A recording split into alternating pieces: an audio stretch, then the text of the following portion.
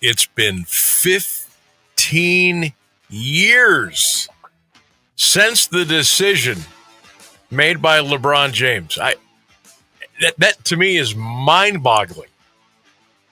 Not as mind-boggling as how everything unfolded, how the decision was gone about, the decision that was made, and what has happened since. But I literally can't believe it's been 15 years. I was sitting back in the office thinking, okay, what was I doing 15 years ago? 2010. Okay. Okay. I would have been, okay. What was I doing? How did I react?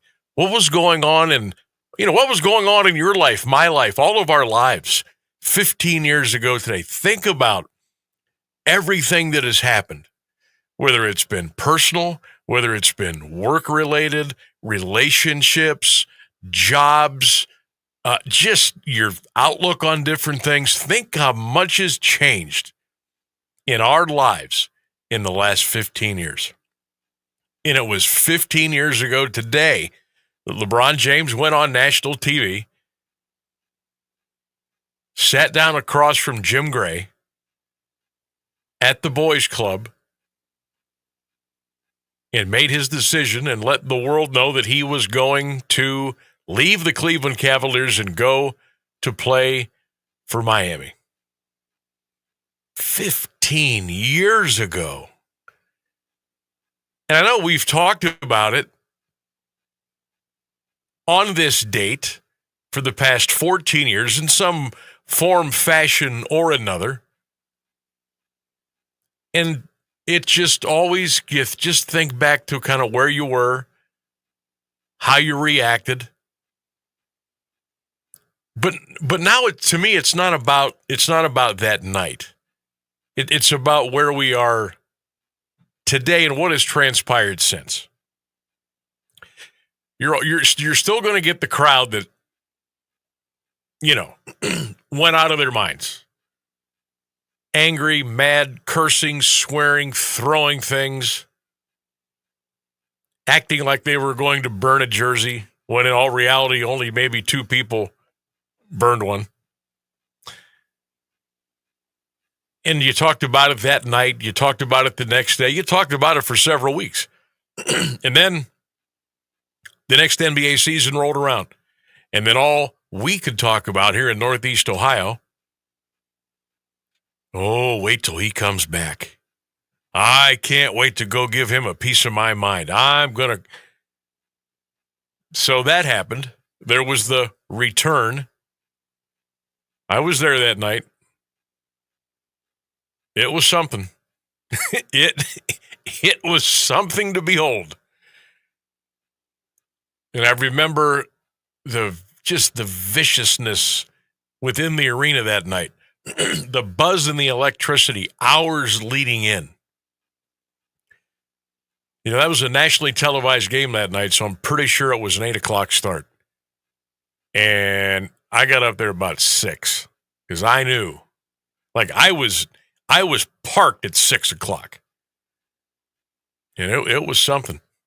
I remember the Heat went on to just destroy the Cavs that night. Cavs had some really bad years and some really bad teams after LeBron left. So you fast forward. He gets a couple of titles in Miami, also lost out on a few. And then we start hearing about, hey, Dan Gilbert's plane just left Cleveland and went to Miami. And then you start hearing things on the street. You start hearing things at the barber shop. You start hearing things at the donut places. And things just kind of start percolating a little bit. You're like, nah, there's no way. There's no way. Not happening. He's in Miami. He's won a couple titles. He's going to stay there. Or maybe he's going to go somewhere else. But more than likely, most people, no, I won't say most. I'll say a good amount of people thought he would stay in Miami. Time goes by. The smoke gets a little thicker. The fire gets a little brighter, gets a little hotter. And it comes together. And we remember where we were the day he announced he was coming back. Tom Jenkins announced it through Sports Illustrated. And everybody went crazy and insane. He was coming back. I was up there the night he came back. One of the most magical nights I think I've ever had being part of sports. And the Cavaliers go on to win the championship in 2016. They go on to play for 4 consecutive NBA titles against Golden State. I still can't, wrap your arms around the fact that it's been 15 years since the decision. Think about how incredible that the same 2 teams played for the NBA championship for 4 years in a row. And the Cavs was one of them. The Cavs were one of them. So we missed out on 3, but we got one. Got our title, got our parade, got everything we always wanted. Some time goes by. LeBron decides he's going to go to LA. Not quite the viciousness this time. Not all the pomp and circumstance. He let a release out. LeBron's going to the Lakers. Here's what his contract's going to be. That's it. A lot of people wished LeBron well. Dan Gilbert included. A lot of people within the organization. Everybody thanked LeBron for delivering on his promise of a championship. He was off to L.A., going off on another journey, complete other end of the country, to try to learn more and do more, live more, get more involved in the Hollywood scene. Everybody had known for years that LeBron wanted to kind of go down that route a little bit as part of his empire, not only just basketball, but acting, commercials, production, direction, anything to do with the Hollywood world. That was always kind of on the back burner. So he's drafted by the Cavs. He comes, he leaves. He goes to Miami. He leaves, he comes to Cleveland. He leaves again to go to LA. My question today on the Sam Bourquin Show poll question of the day, it's not really a poll question today because of the way I'm going to word it, but the same premise. LeBron made the decision 15 years ago today. How did you feel then? But how do you feel now? Do you feel the same? Do you feel different? Do you not care? Are you still bitter? Are you hopeful he comes back again? Which he might. But 15 years ago today, that happened. We all kind of remember where we were, who we were with, what was going on, what was going through our minds, the anticipation. I'll never forget the shirt that LeBron James wore that night. And everybody kind of made fun of it. It was like a purple and white print. It's like a long sleeve polo. I thought it was a cool shirt. I still think it is. You remember everything about that night. But how did you feel then? But more importantly, how do you feel now? Did the championship kind of soothe everything over? The fact that what he's done with his school up in Akron, the fact that he's done so much for the area over the years, still has his house in Bath Township. How do you feel now? How did you feel then? How do you feel now? 15 years in between the decision by LeBron James. Would love to get your thoughts on that today. 330-821-1310. 330-821-1310. You can also text in your thoughts, your comments, your answers at 330-924-7088. I just still can't believe it's been 15 years. That is unbelievable to me. Look what all we've been through in the last 15 years. And not just sports. News, happenings in the world. COVID, for God's sake. Think about it. It's been 15 years. You like to chop things up in fives. 5-year period, 5-year period, 5-year period. Think about those periods in your life. It's amazing. Might even be a better story, a better book, a better movie. What happened in those 15 years to all of us? What we've gone through and what we've done, where we've gone, what we've done, how we did it.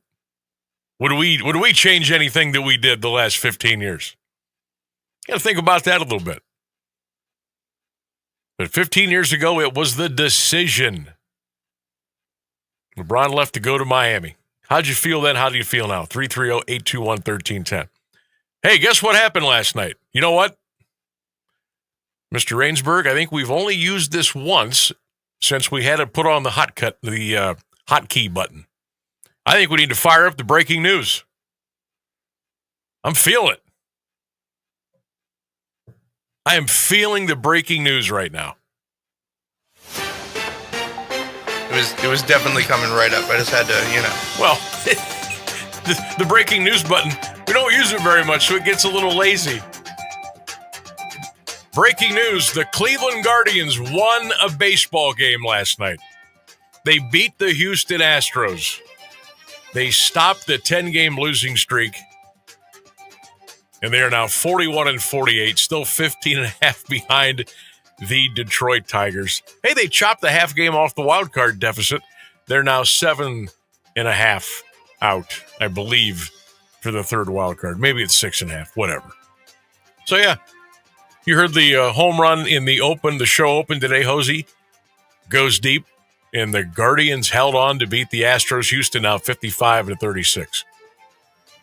So what does that mean? Are we on a streak now? Are we going to put it together, or are we going to go back in the tank tonight? By the way, the Astros are almost a 2-1 favorite to win tonight. They're minus 190 against the Guardians. So if that leads you one way or the other, think about what the experts think might happen tonight with the Guards and the Stros down in H-Town. But I tell you what, I didn't get to watch a lot last night. I got to watch the last 2 innings. And look, I know it's a Monday. I know it was the Guardians in town. And I know the Astros had just had a pretty good road trip. And they had just taken 2 out of 3 from the Dodgers in L.A. So they were kind of feeling it a little bit. That was the most quiet, dead crowd I have ever seen in a Major League Baseball stadium this year. You talk about lifeless. And like they had 20, they announced 27,000. That place looked empty. But I was like, you know what? I get it. It's a Monday night. It's early July. Houston's up 7 in the division. The Guardians have lost 10 in a row. I get it. But man, it was quiet in there. It was really quiet. But the Guardians will try to make it 2 in a row tonight, a little bit after 8 o'clock, deep in the heart of Texas. Coming up a little bit later on today, we've got our On This Day in Sports History. Of course, we've told you about our poll question of the day. If you're just checking in, 15 years ago today, LeBron James made his decision. How did you feel that night? But more importantly, fast forward, how do you feel now? 330-821-1310. We'll get into Jake Paul and his boxing career. Lots of stories are coming around. Has every one of his fights been fixed? We'll get into that, too, a little bit later on. Stay with us. We'll take a break here on the Sam Bourquin Show. Phones are open. The text line is open. We're open. Hang out with us here on this Tuesday afternoon. AM 1310 WDPN.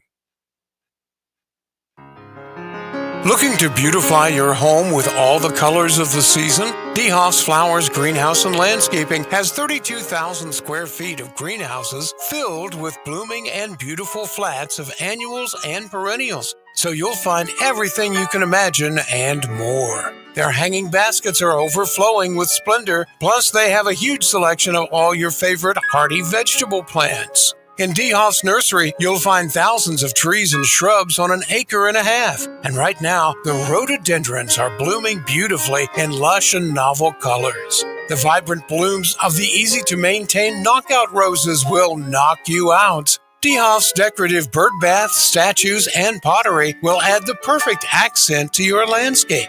Just a mile south of State Street on the corner of Beach and Beechwood is a wonderland of color. That's DeHoff's Flowers, Greenhouse, and Landscaping in Alliance. We're with Bridget, whose husband won't be home for months, and whose daughter is due any day. We're with Mike, who's leaving home to protect his family and yours. We're with all service members and their families who need community, connection, and maybe a bit of magic. Are you with them? Learn more at uso.org today. Standing at the edge of a rocky shore, you breathe in the cool, salty air, watching the sun disappear on the horizon. Across the globe, someone begins their day along a sandy beach, listening to the rhythm of the crashing waves. You each envision a world beneath the water, vibrant life in every imaginable form. Now, imagine it's all gone. What was once a place of wonder and beauty is now a dull, lifeless wasteland. Food, jobs, medicine, all gifts from the ocean, all gone. Time is running out to protect our oceans, and without our love, everything the oceans provide can and will disappear. It's our choice. Love it or lose it. Help protect our oceans. Visit World Wildlife Fund at wwf.org/love.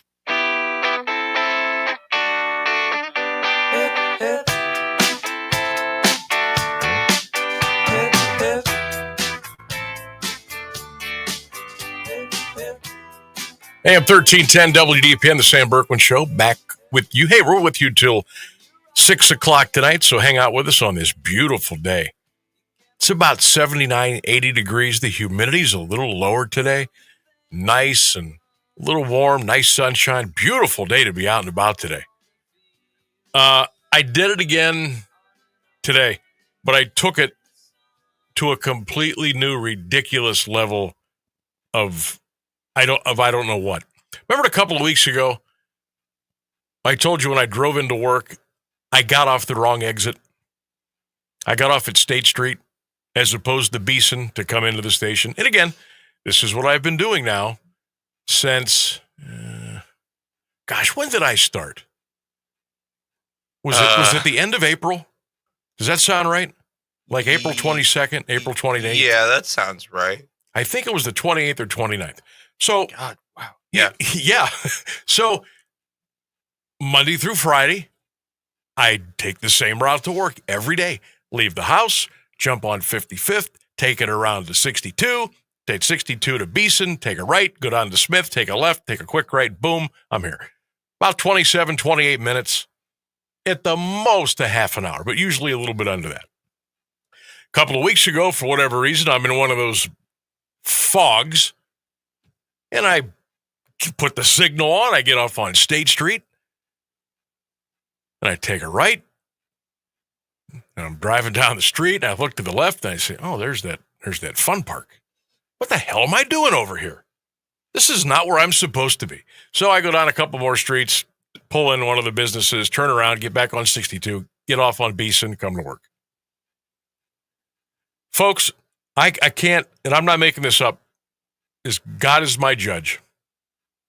Today, hop in the car, leave the house, get on Market, take a right on 55th, take it around to 62, get a left, boom.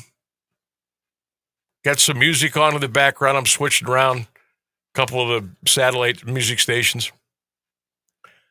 And I'm driving. I'm just kind of looking around, checking out the world, checking out life. It's about a little, 9:50, something like that.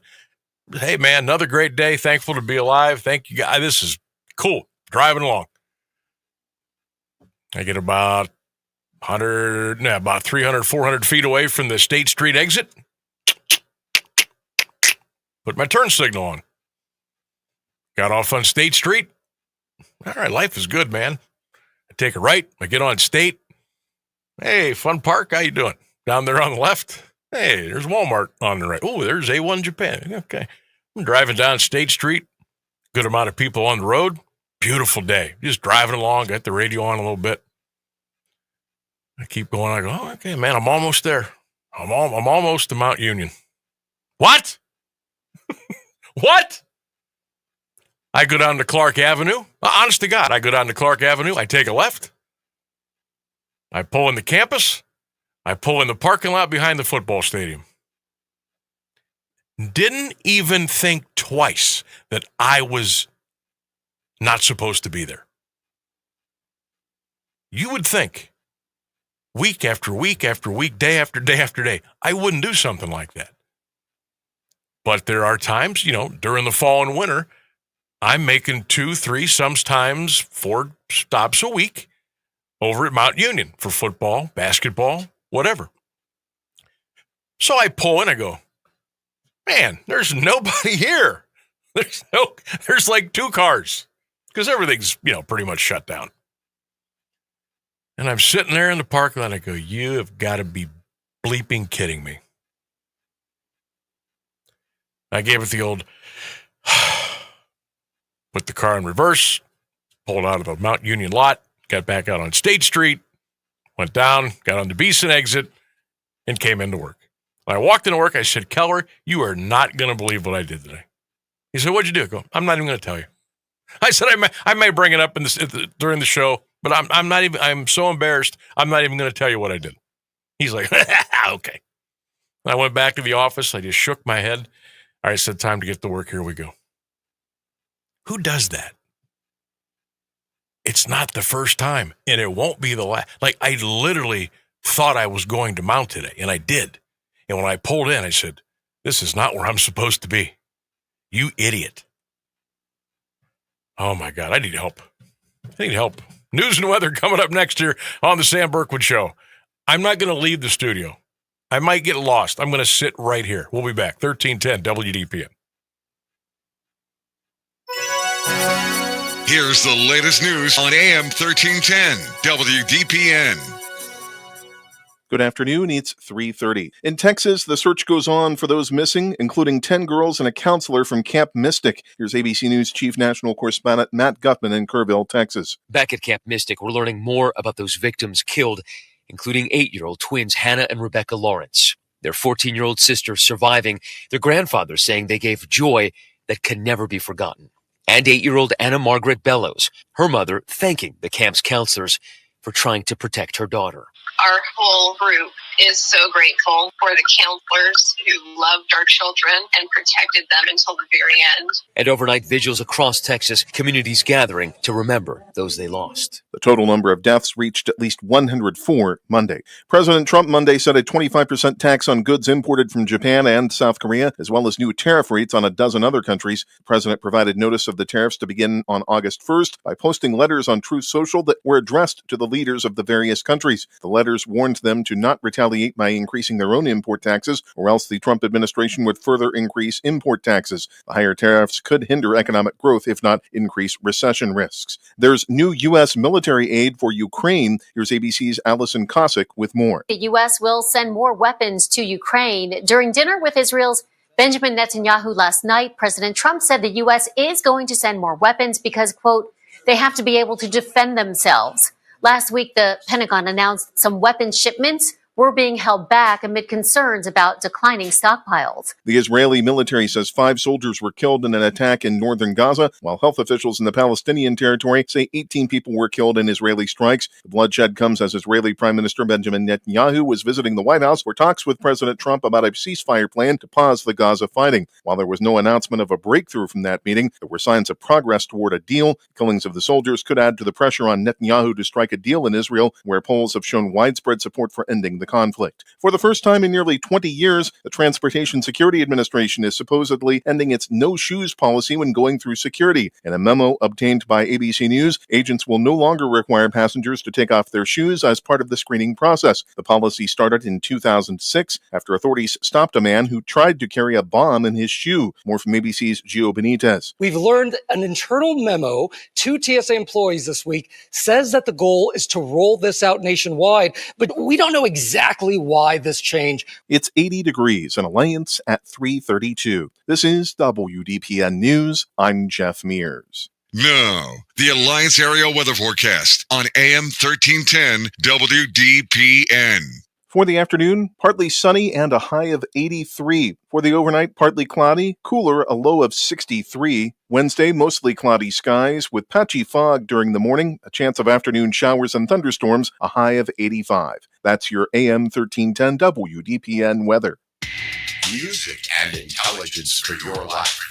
No matter what anybody tells you, words and ideas can change the world. I'm John Tesh, and we couldn't be happier about bringing you intelligence for your life every day.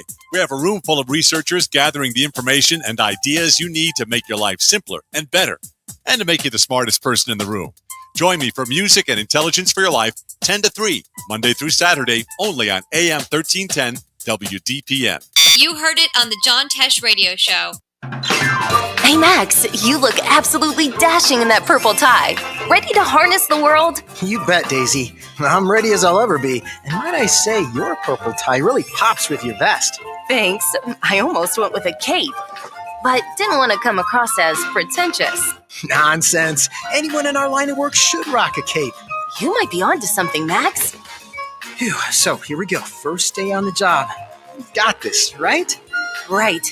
Don't forget, we both graduated from Dogs Inc. with honors. Which means I can guide my human around a busy city with ease. And I can give my human a restful night. I hope my human is kind and loving. And I hope mine likes wet kisses and zoomies. Ready to make a difference? Born ready. Let's go.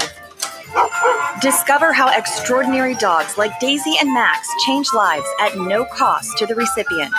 Visit dogsinc.org. I'm Angela Bassett. As a first responder on screen, I know what it means to act fast in an emergency. In real life, the same urgency can save lives, especially when it comes to food allergy. For 33 million Americans, one bite can cause a life-threatening reaction. Now, there's a needle-free option, a new way to carry epinephrine. Know the risk, know the options. Be ready to act. Learn more at foodallergy.org/ready to act.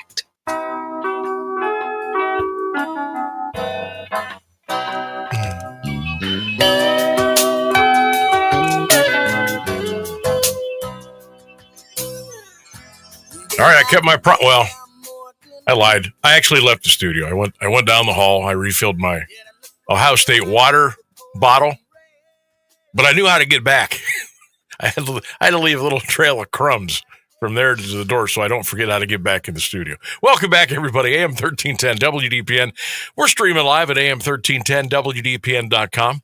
Don't forget, you can always watch and listen live on the WDPN Facebook page, the WDPN Twitter page, and also the Q92 radio page on YouTube. So while you're there, you're checking out all of our social media platforms, do me a quick favor.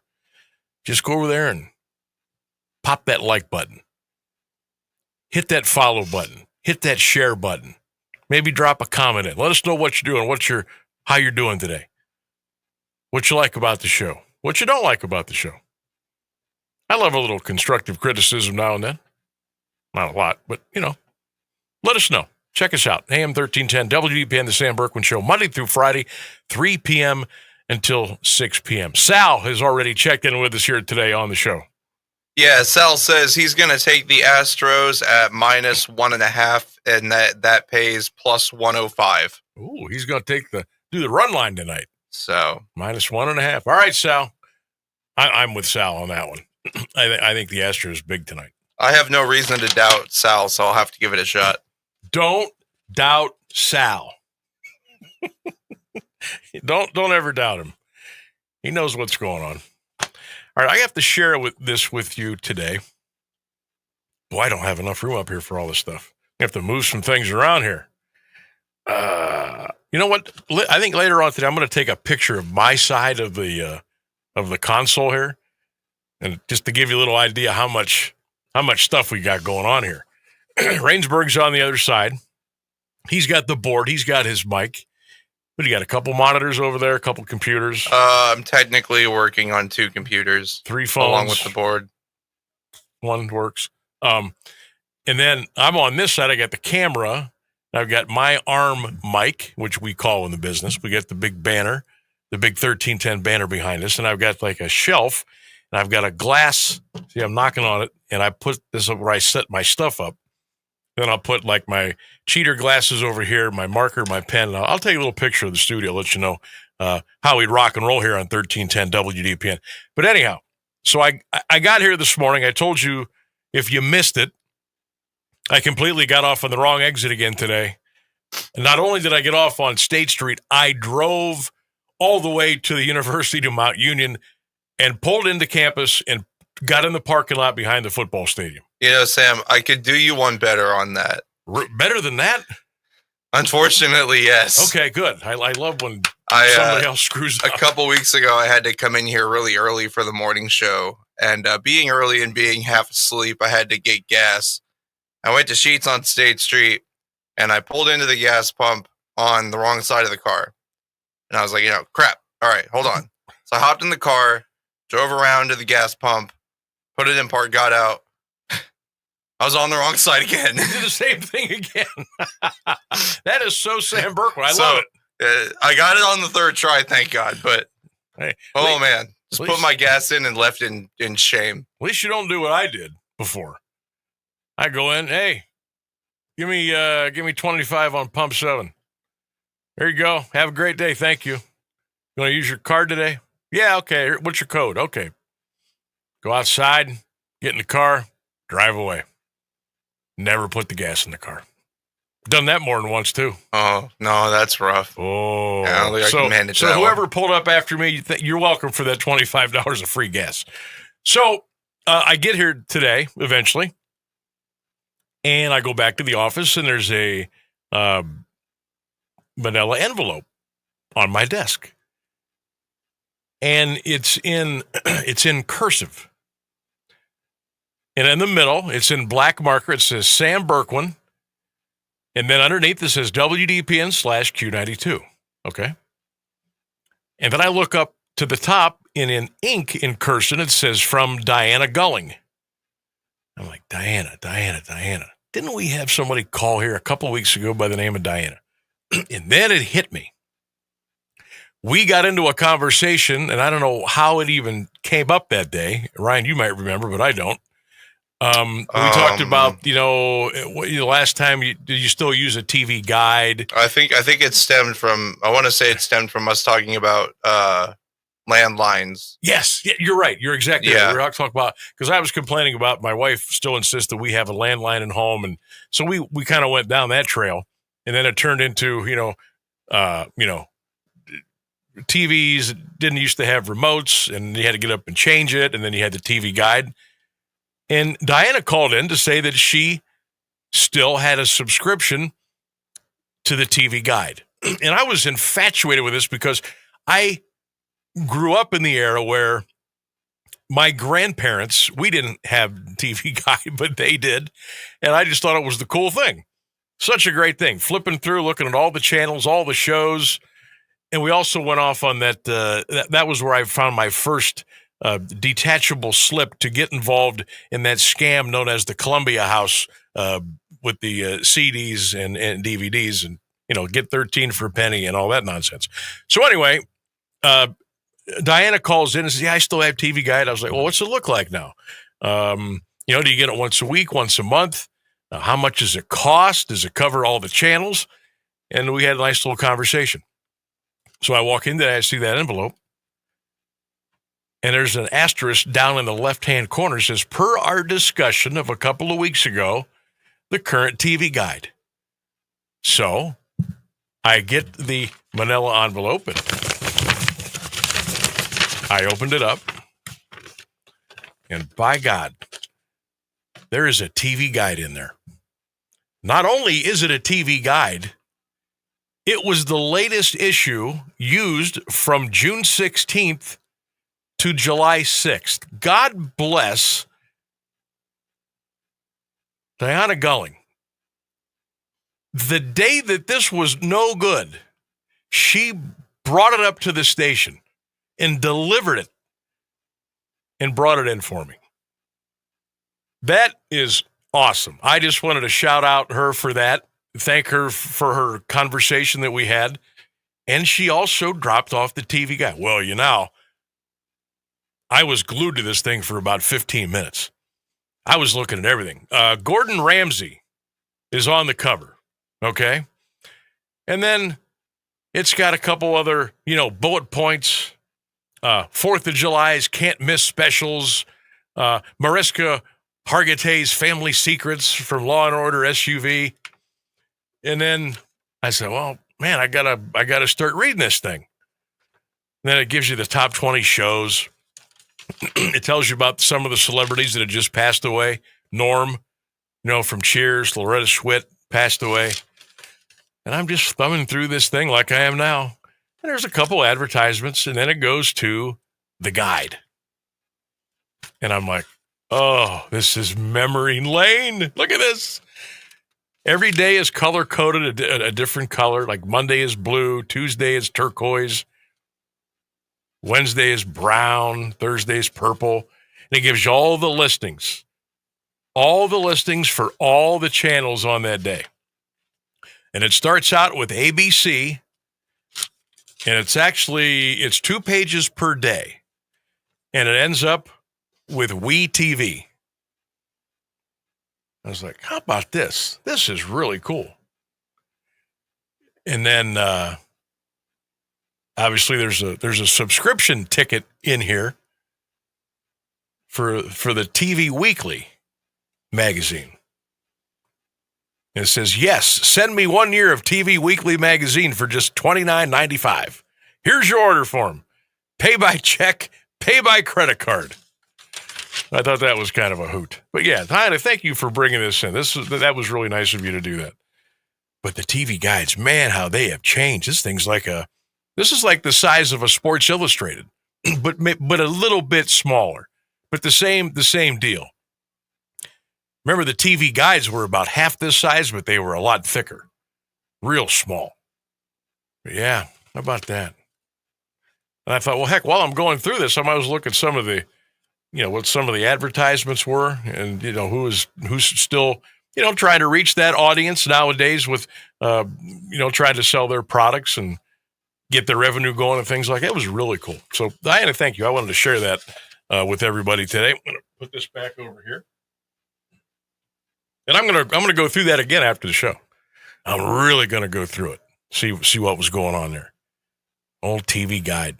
I wonder if anybody has like old. I used to keep old Sports Illustrated magazine covers, the front. I bet I had 500 or 600 at one point. And then one day, I may have been like, I don't know, 13, 14 years old maybe. I got all the magazines out, and I cut the cover off. And I made a collage on all 4 of my bedroom walls with nothing but Sports Illustrated covers. And I was real proud of that. Mom, Dad, look at this. Ugh. I said, don't worry about the tape, stripping the paint off. Forget about all that. Just come in here and look at this masterpiece that I've constructed. So I had all the cool SI covers from whenever. And I had them all over my room. I didn't let one. You couldn't see any paint on my wall. That's how nice I had these put together. And I bet I left those up there for a long time. I bet 4 or 5 years. And I finally took them down. But yeah, still like reading magazines every once in a while. Hey, Sam Bourquin Show, poll question of the day. 15 years ago today, LeBron James made his decision to go to Miami, leaving Cleveland to go play for the Heat. And it's a twofold question today. How did you feel then? And how do you feel now? How do you feel then about LeBron? How do you feel about him now after the decision 15 years ago? 330-821-1310, 330-821-1310. Sam, I feel the same way.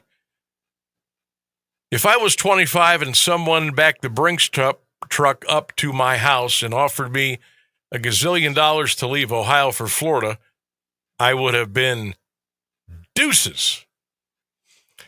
Jason Allen Murphy, the pride of Canton/Las Vegas. Jason says, I was sitting in a bar having a cold one, and LeBlanc tore my heart out, like many others. Understand why with Miami and all, but he really wanted to. He could have brought those guys to Cleveland and stood his ground. Cavs would have had at least 4 championships for sure.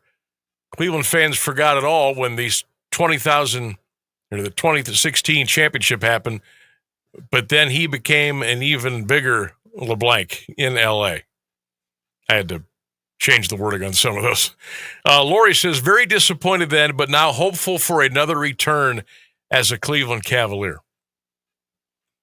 Jeff, I hated him then. I hate him today. Tommy says, I was at Surfside Beach in South Carolina, drinking my hand. I didn't care what LeBron said on TV, but I did know that he would never surpass Jordan.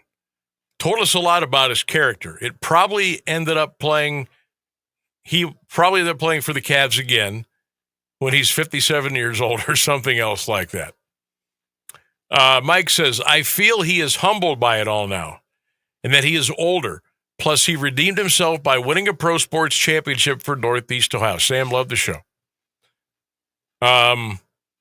Jared says, yeah, then I eventually had a LeBron fire to burn all of my LeBron stuff.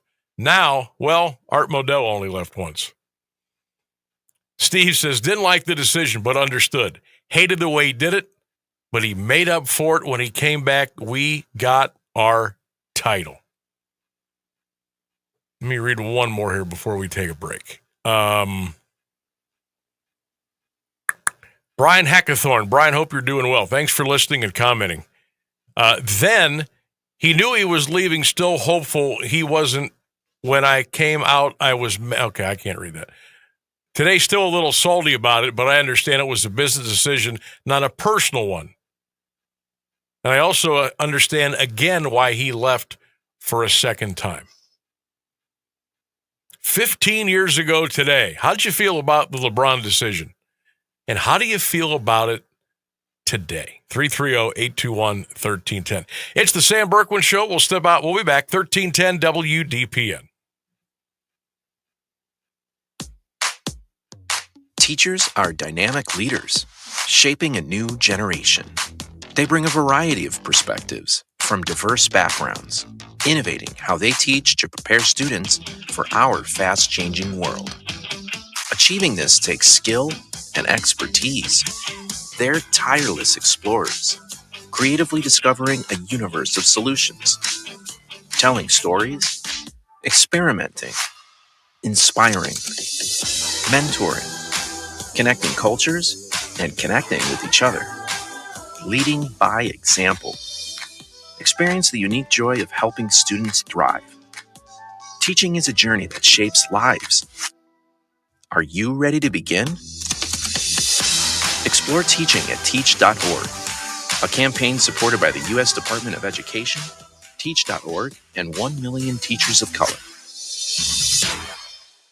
I'm Chris Jakimick. I served in the United States Air Force and I deployed 3 times. So in 2017, I was serving as an Air Force First Sergeant. Our motto in that role is my job is people, everyone is my business. But unfortunately in that year, I would lose my own brother, Lance Corporal Adam Jakimick, to suicide. The majority of veteran suicides are from guns. I store my weapons securely, not only for myself, but for my family. Store all your guns securely. Help stop suicide. My service never stops. Brought to you by End Family Fire and the Ad Council. I'm Angela Bassett. As a first responder on screen, I know what it means to act fast in an emergency. In real life, the same urgency can save lives, especially when it comes to a food allergy. For 33 million Americans, one bite can turn an ordinary meal into a life-threatening reaction. And too often, they don't have the one thing that could save them, epinephrine. But emergencies don't wait. And when a severe reaction happens, being prepared makes all the difference.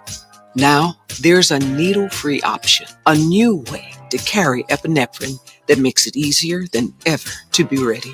No needles, no hesitation, because when the unexpected happens, the best thing you can do is be ready. Know the risk, know the options. Be ready to act. Learn more at foodallergy.org/ready to act.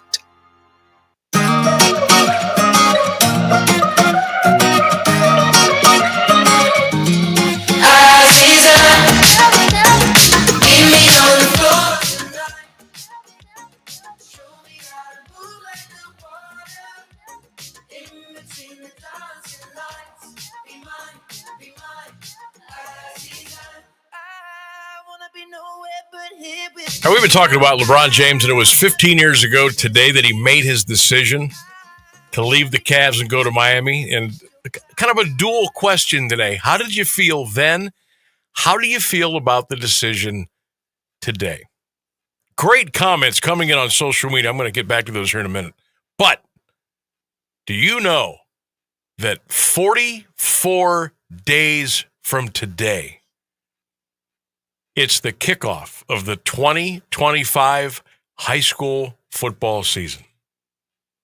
You talk about under the category of can you believe that? 44 days. It'll be a Thursday night. High school football gets underway. And I would be really nuts if I didn't remind you to tune in all season long to AM 1310, WDPN, and Q92 FM and Q92radiosports.com for the greatest high school football coverage you can have. In 44 days, we get it underway. It's going to be cool. Games on 1310, games on Q92, games on Q92radiosports.com.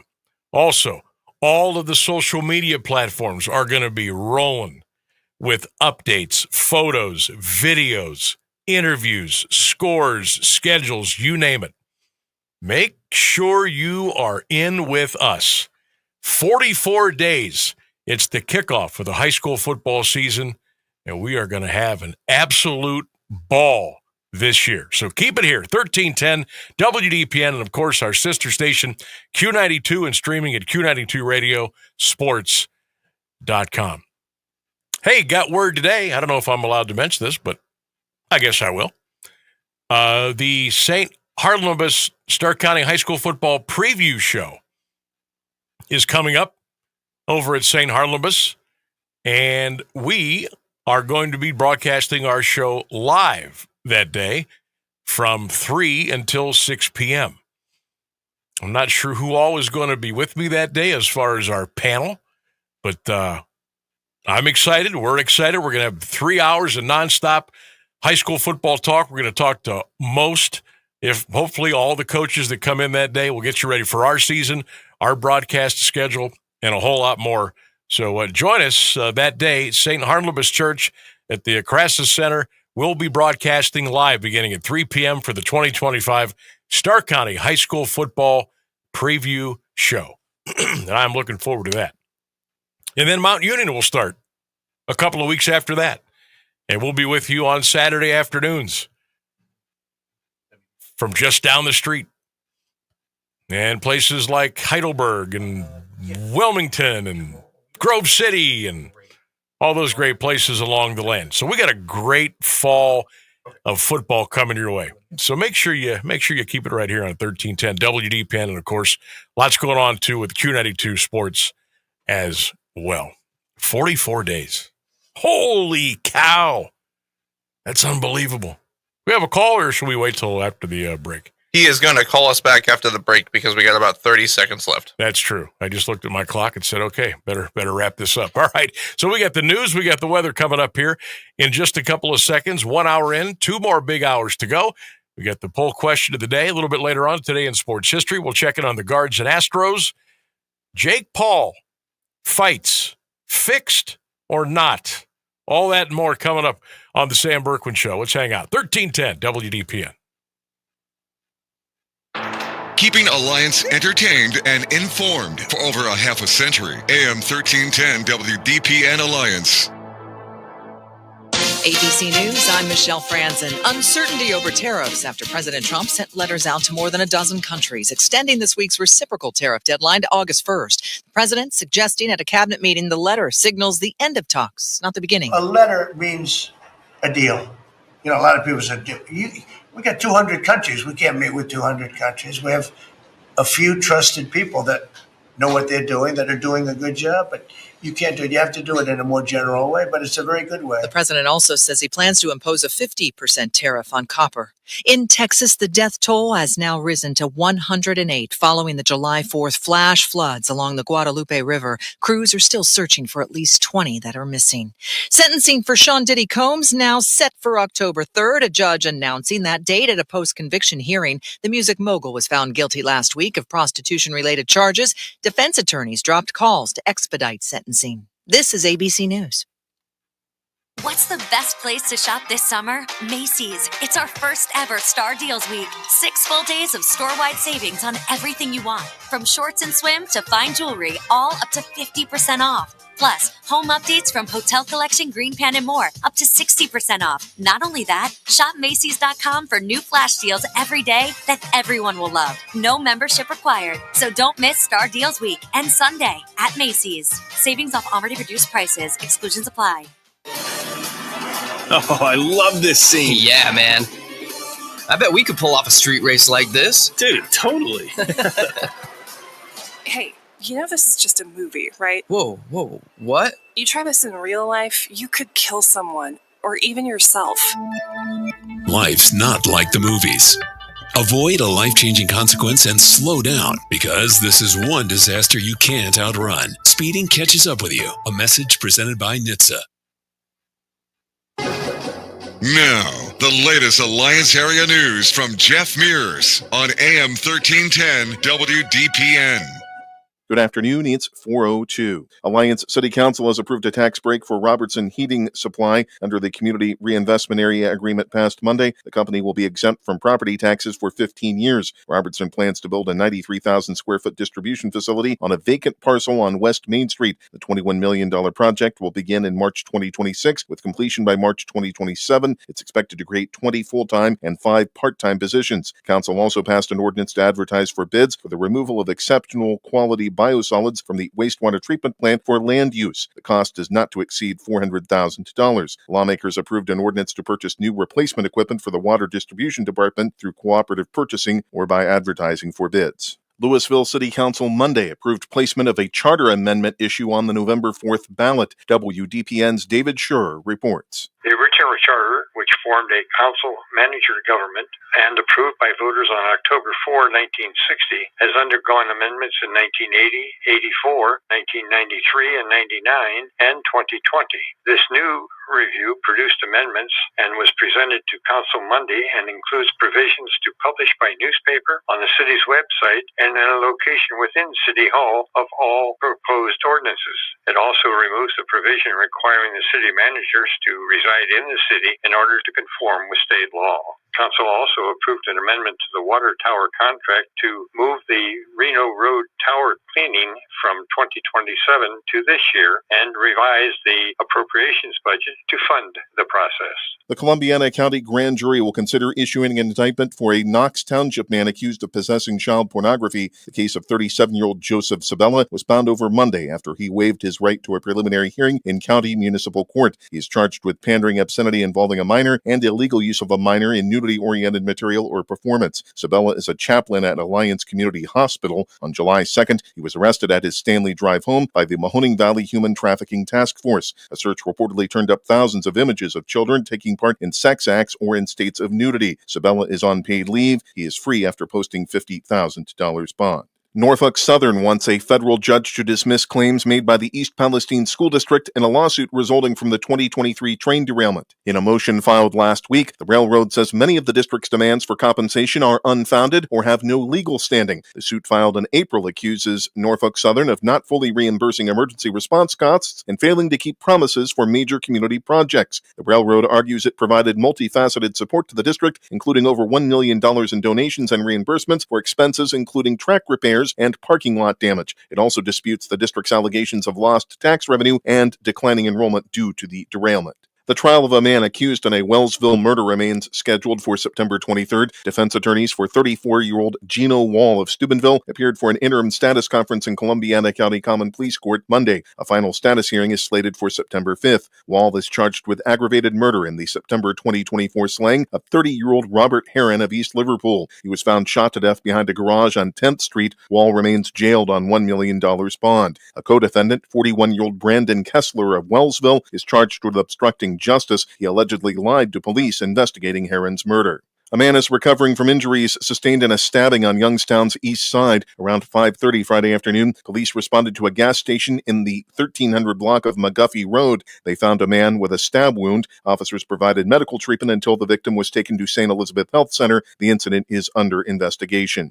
Youngstown police say 2 officers were forced to take cover when shots were fired Friday night. They were on Wilbur Avenue around 11:20 when they heard gunfire on the adjacent Miller Avenue. Police say bullets struck a nearby tree. The officers stood under a porch for several minutes to be shielded from any falling rounds. They then walked down a driveway and heard 5 or 6 additional shots. A Trumbull County jail employee is on paid administrative leave following allegations of misconduct. WKBN-TV reports the sheriff's office received a complaint about the employee last week. An investigation is underway. Chief Deputy Dale McDormand says the alleged incident occurred June 29th. The investigation is being conducted by the Stark County Sheriff's Office. A 4th woman is suing a former Warren police officer, accusing him of sexual assault. The civil suit was filed Monday in federal court. It names former officer Michael Edwards Jr., Chief Eric Merkel, and the city of Warren. Edwards allegedly preyed on women whom he encountered while on duty from 2019 to 2024. He was sentenced last fall to 34 to 39 years in prison following his conviction on charges of rape and extortion. The suit states the woman first encountered Edwards in February 2023 when he responded to a call about a friend's overdose. He is accused of sexually assaulting her in the fall of 2023 while she was intoxicated. The suit seeks a jury trial as well as compensatory and punitive damages. It's 80 degrees in Alliance at 4:07. This is the local edition of WDPN News. The forecast is next, a service of Canterbury Villa of Alliance. I'm Jeff Mears. This WDPN weather is brought to you by Canterbury Villa of Alliance, where your loved ones become family. Schedule a free visit today by calling 330-821-4000. For your Tuesday afternoon, a mix of sun and clouds with a high of 83. Overnight, partly cloudy, temperatures fall to around 63. Wednesday, patchy fog to start your morning, a chance of showers and thunderstorms during the afternoon hours, otherwise mostly cloudy and a high near 85. That's your AM 1310 WDPN weather. Send your loved ones to a place that cares and a place that they can trust. They'll find a place that feels like home at Canterbury Villa in Alliance. They will provide the highest level of care to their residents when it comes to skilled nursing, rehabilitation, long-term care, and Alzheimer's care. At Canterbury Villa, your loved ones become family. Located on Freshley Avenue, schedule a free visit today by calling 330-821-4000 and ask for Samantha Nutter. At Canterbury Villa, they walk the talk. Live from the AM 1310 WDPN studio, it's time for live and local sports talk. It's the Sam Bourquin Show. I'm ready. Give the show a call at 330-821-1310. Good call, Meatball! Watch the Sam Bourquin Show on the AM 1310 Facebook page, the Q92 YouTube page, and on X. This is the Sam Bourquin Show on AM 1310 WDPN. Crushed. Deep left field. Goodbye. Jose Ramirez uncorks one to left field. It's a 2-out, 3-run homer and a 4-run fifth inning for the Guardians. And Vaughn sends it way back. And welcome to Milwaukee. How about that, Andrew Vaughn? looking good in that Brewer uni. And Zach McKinstry puts a charge into this one. Deep toward right, and that one is gone. His 7th home run of the year. And a 5-1 Tigers lead. Left side off the glove of Perdomo. Hit number 2,000 of his career for Manny Machado as he continues to build on his resume towards the Hall. The answer to the question everybody wants to know. LeBron, what's your decision? In this fall, man, this is very tough. In this fall, I'm going to take my talents to South Beach and join the Miami Heat. Miami Heat. That was the conclusion you woke up with this morning. That was the conclusion I woke up with this morning. Oh, 15 years ago today, the decision was made. Can you believe it's been 15 years? That is incredible. Welcome back to the Sam Bourquin Show, hour 2 of 3 here on 1310 WDPN, streaming live all over the world at AM1310WDPN.com. Phone lines are open. Text line is open. Phone line is 330-821-1310. 330-821-1310. Text line is always open at 330-924-7088. Guardians with a win last night. They're 41-48. Hosey with a 3-run jack last night. Tonight, Hunter Brown against Joey Cantillo. Game 2 of that 3-game series down in Houston.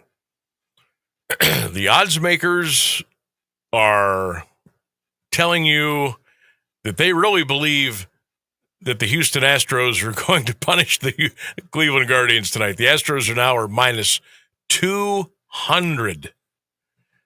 Minus 200. Over under is 7.5. My guy Sal says, take the Astros minus the 1.5. You can get it right. You can get that right now for plus 110. That's not a bad price. That's not a bad price at all.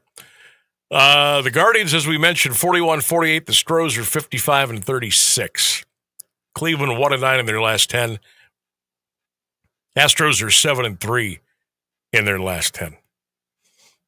Game 2 of 3. Then the White Sox, and then it's the All-Star break down in Atlanta, Georgia. Man, I was thinking yesterday, when's the last time the All-Star game was in Atlanta? I don't know for sure if the last All-Star game in Atlanta was at Fulton County Stadium. That can't be. Because I know the place they play now, what is it, Truist Park or something like that? I think this is the second stadium they built since they left Fulton County Stadium. I could be wrong there, but maybe the ballpark previous to this one hosted the All-Star game. I can't remember. But yeah, I'll tell you what, there must be no shortage of money in Atlanta. The way they build arenas and fields and stadiums for their professional teams. I mean, it's like every 15 years, that's getting too old. We got to build a new one. Got the money. Let's go. Like the Falcons went from Fulton County Stadium to the Georgia Dome, now to the Mercedes. This is their second one. It's their second dome stadium they've built. The Hawks used to play in the Omni. Now, they've been in Phillips Arena. I don't know what they call it now. I think this might be their second building that they've been in since they left the Omni.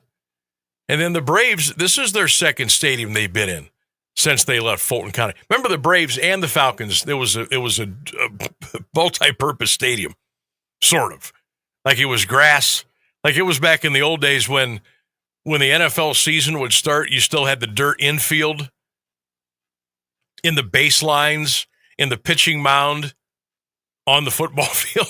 Remember how oh my God, that looked so ridiculous. And it was even worse on the turf fields, the old AstroTurf, like the Astrodome, Three Rivers, Riverfront. What was a couple of the other ones? Those are the three that I remember now. But you would have the crossover of the Major League Baseball season, and if your city's team was still in it in like September and October, well, you had to keep everything the way it was. So they would paint the football lines and the hash marks and the end zones, and then the baseball stadium stuff would stay, and they would just say, "Okay, go play." And you turn the TV on, and you would see these football games being played with a pitching mound on the field, the home plate area. It was just like, what are we doing? But that's just the way that it was. Remember, everybody was so happy. Everybody was so happy to build these cookie cutter stadiums. They were all round. They were all around 50, 55,000 seats. And they were artificial turf. So you played baseball there. You played pro football there. And that's just what you did. That's just what you did. There was no grass fields. There was grass or there was AstroTurf. There was no field turf.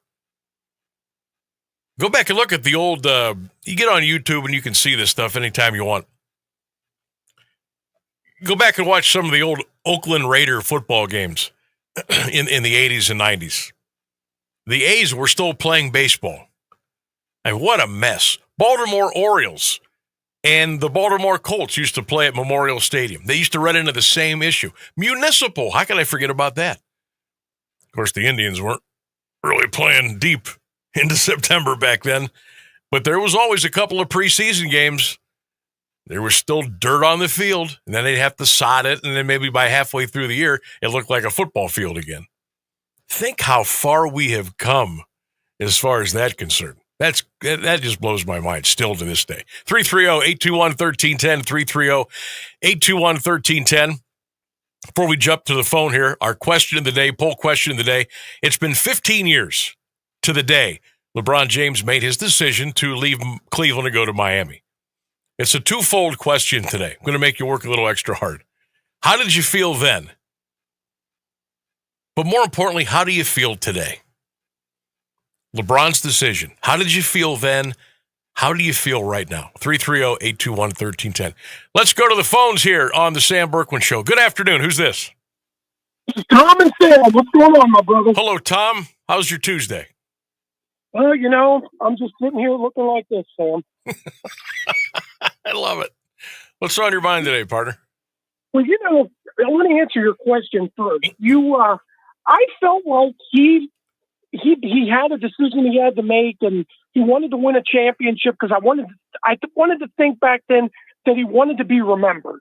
Mm-hmm. And I think he wanted to get some instant gratification, so he went to the Miami Heat, and he got that.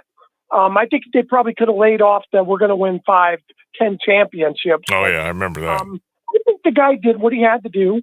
And 15 years later, making the moves that all professional athletes make, I don't view him much differently than any of the other greats. I think the problem is with some athletes is a lot of athletes will dabble into politics and some won't. And, Michael Jordan, he never dabbled into politics because his motto was, Republicans buy tennis shoes too. So he made it work, Sam. And I think in later years, LeBron showed more of his human side. And quite honestly, Sam, I have more respect for him now just because he did what he felt he had to do. And we all have regret in our lives. So if he stays in Cleveland, what do you think happens? Do you think he's still playing? Do you think he's successful? I mean, who knows? So, but I think him coming back to Cleveland was an homage to the Cavs fans in the city of Cleveland and the city of Akron. And he come in, he won a championship. I think he solidified his career. I think it was a good move by him. I mean, I was kind of disappointed, but I wasn't out burning a jersey or anything. Right. You remember all that crazy stuff. Oh yeah. Yeah, I wasn't either. I look back 15 years ago and all that's transpired in our world, for you, for me, for everybody out there listening and watching, you think about, I like to break life up in 5-year increments. And you think about 15 years ago. And then, I remember how I felt that night. and I can't say what I said to a bunch of friends of mine that were with me because I'll get thrown off the air. But you watch the evolution of things. He went to Miami. He got a couple rings there. I know he was hoping for more. He got a couple. He comes back, wins a title, had a chance to play for 4 of them. People don't realize, we got the one in 16. We had 3 more cracks at it. Didn't work out. Okay. So he leaves again to go to L.A. He got the one championship out there, which I think, under the circumstances, probably a little tainted. Nobody's fault. It's just how it was then. And then you can see there's a little erosion that's either just starting or has already started. And the foundation between the fans of L.A., the Lakers organization, and LeBron, it's kind of chipping away here a little bit. And I'm telling you, man, I never say never. I never say never that he would end up back here again. I don't know how it would happen financially, but it's the NBA. They can make things work if they want. Oh, yeah. And I could see him back in Cleveland next year. And I definitely could see this, especially the way my son was explaining it to me. And but, Sam, I got to tell you, man, we're less than 60 days away from the opening game of the season. And there are attempts to try and move this to a night game. I'm a day person, but I think if you move that game to a night game, it changes the energy in that stadium because you've had all day to drink and have fun. Mm-hmm. Sam, this does not end well for Ohio State. History has proven that when Ohio State plays big games to start the season, it usually does not work well. And especially at home, Tom. Yes. Like, remember we lost to Texas the one year? We went to Austin and won the following year. Right. We lost both to USC when we had that home and home. We had a home and home with Miami, home and home with Oregon, Oklahoma. Yeah, you're right. You're right. People think, just roll those helmets out there. Doesn't work that way. Yep. And it's just, to me, and every one of those games, Sam, we've either started a new quarterback or we've started a new defensive line. And, I mean, Sam, let me give you some historical stuff here coming up to this first game. Ohio State opened the 1978, which would be Woody's last year, against Penn State. And that Penn State team was number 2 or number 3 in the country. Ohio State was starting a guy who wore the number 10, Sam. Do you remember that? Number 20? Number 10. Oh, number 10. Yeah, I remember him very well. Oh, sweet. Yes. And we're starting another number 10. The stats are pretty similar. Ohio State, of course, won a national championship last year. The difference is that Ohio State's receiving core is vastly better than the Gary Williams and Doug Donnelly back in 1978. Oh, so, Doug Donnelly, the pride of Cambridge, Ohio. White Lightning himself. I remember him. Mr. Catch a 70-yard pass at least once every game. Yep. And this game has just the history written all over it. Now, that being said, we could just go in there and wipe them with the floor. But, Sam, Texas has 9 defensive linemen that they brought in, whether through recruiting. They got one from Ohio State, Kywan Malone, who really wasn't all that good to begin with. But they got 6 transfers at defensive line. And you think they're gearing up for us? You think they're gearing up for 90 degrees and running a zone read offense for the opening game of the season? Sam, I just don't see them coming out and throwing it all over the place. I think eventually they will.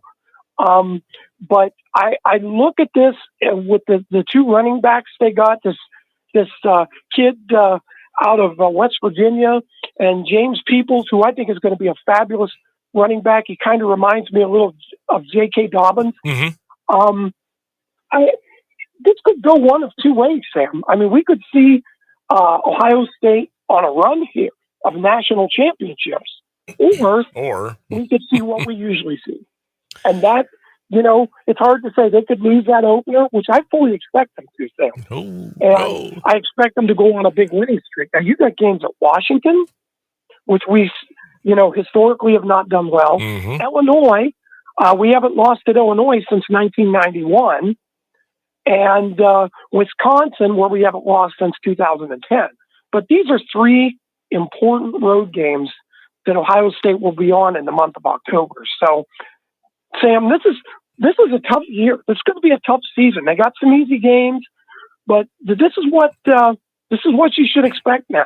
Well, and they got the target on their back, bigger than ever. It's going to be one or the other, Sam. Either they're going to play patsies, they're going to continue doing this, or they're going to open up with Texas. And personally, Sam, if Indiana can make the college football playoff, I think I'd be rethinking this opening the season with Texas stuff. Yeah. But is it 100% in stone? This is going to be a noon, or are they still trying to get that changed? Yeah, it's a noon game now. I thought so. It was a big noon, big Saturday on Fox. Now, see, okay. The way I understand the rules here is if you're having a night game, you can have a night game if you can change it without Texas's permission, or you can move it to 3:30. But what they wanted to do, Sam, is they wanted to move it to Sunday night. To Sunday night, and be all by themselves, yeah. Yes, and that's why they wanted to do that. And to be honest with you, I don't think it matters. Just simply because it's Ohio State and Texas, it'll be the biggest game, because there's never usually a big game for anybody to start the season. And, not of that magnitude, no. Yeah, exactly. So, my personal opinion on this is it's the same opinion I have for Warren Harding opening the season with Kent McKinley. Please stop. They keep doing it. Yes, let's keep that losing streak of opening games. Let's move that up to 9, Sam. Warren has 14 losses in over 100 years of football, and 9 of them came in the last 9 years. So I will say this, though, Sam. I think we're going to get those Bulldogs this time. Oh, it'll be interesting. A lot of newness to that ball game. 45 days from today, by the way. Yes, and I'll tell you, Sam, this James Jones kid, we got a quarterback. He's only a junior. He really came on at the end of the season. So they're going to be pretty good.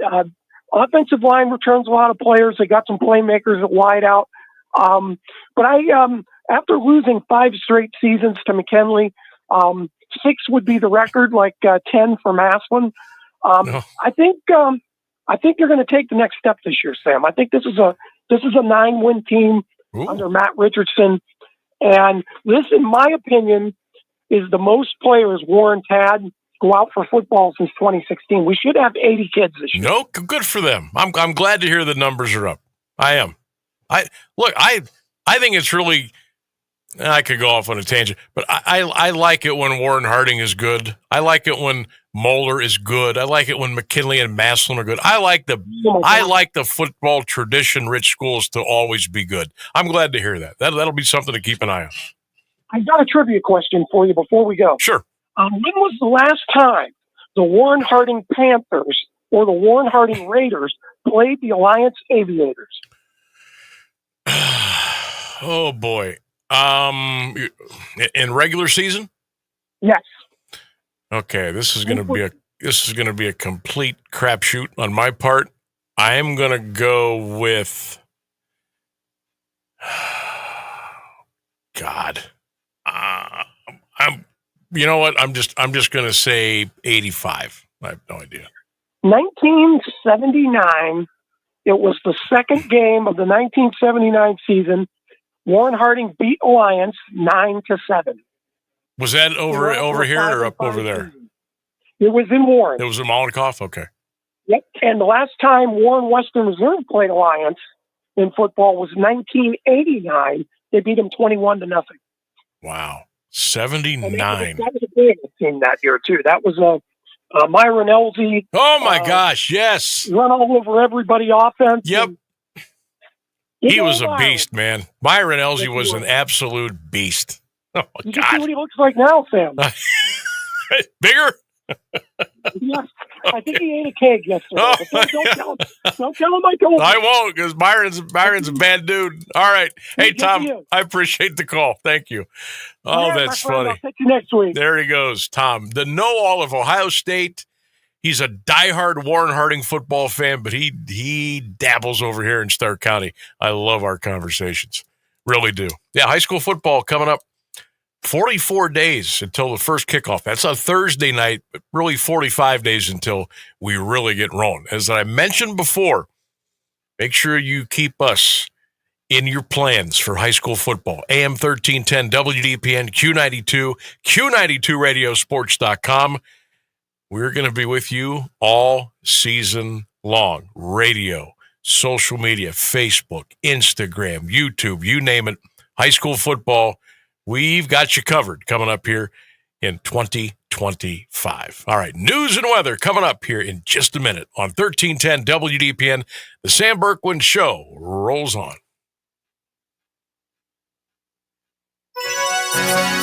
Now, the latest area news on AM 1310 WDPN. Good afternoon, it's 4:30. The death toll from catastrophic flooding in Texas over the July 4th weekend has surpassed 100. The number of deaths reached at least 104 Monday as a massive search continued for missing people. Officials say searchers in hard-hit Kerr County found the bodies of 84 people, including 28 children. The county is home to several summer camps. Authorities overseeing the search for flood victims say they will wait to address questions about weather warnings and why some summer camps did not evacuate ahead of the flooding. With additional rain on the way, more flooding still threatens parts of central Texas.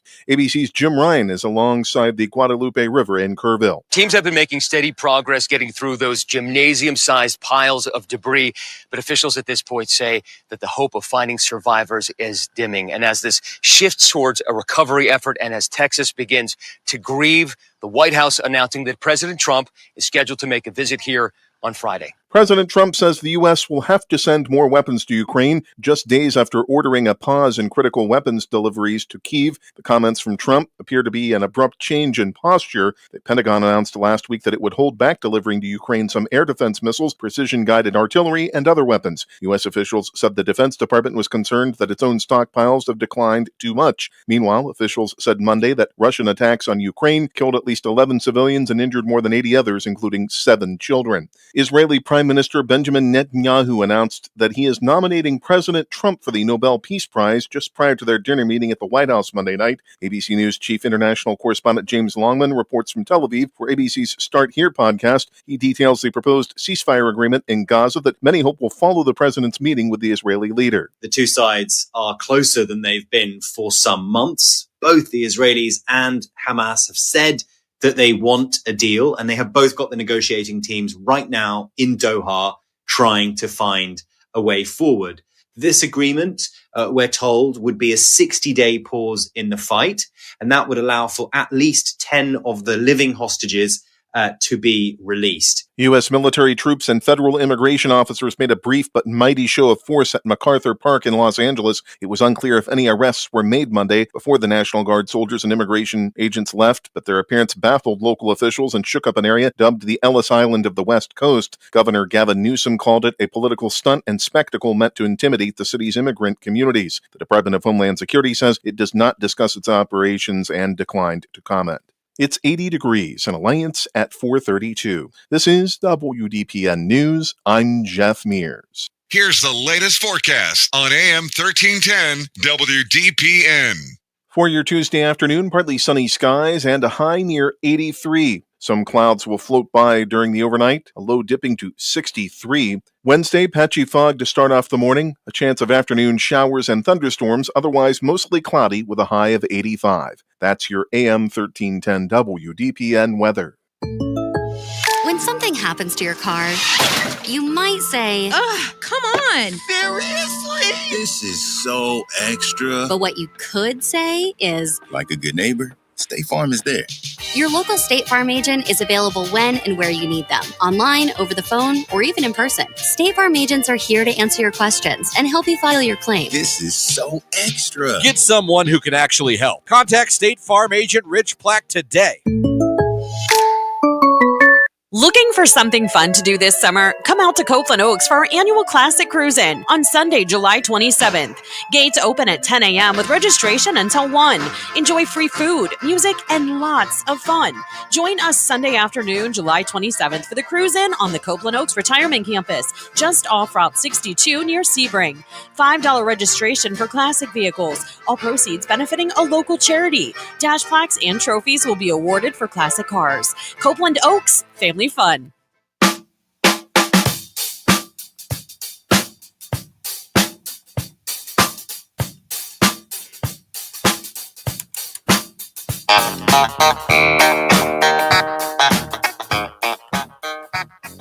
AM 1310 WDPN. We're streaming live all over the world at AM1310WDPN.com. If you're out and about on the social media platforms today, on Instagram, on YouTube, on Twitter, X, Facebook, whatever you want to call it, make sure you search AM 1310 WDPN and give us a like, give us a share, give us a follow, drop us a comment, let us know what's going on in your life. We'd love to interact with you each and every day, Monday through Friday, 3 until 6 or before 3, after 6. We don't care when it is.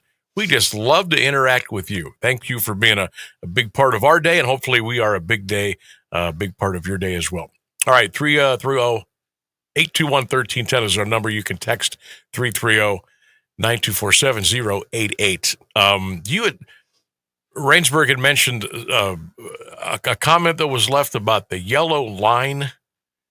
Did you mention that about yes, on football field on or something? YouTube, yeah, somebody said, they said the year 2000, and then they said pre-yellow line on TV. I'm guessing that's, and if that was 20, no, wait a minute. You said 2000? Yeah, 2000. So that would have been 25.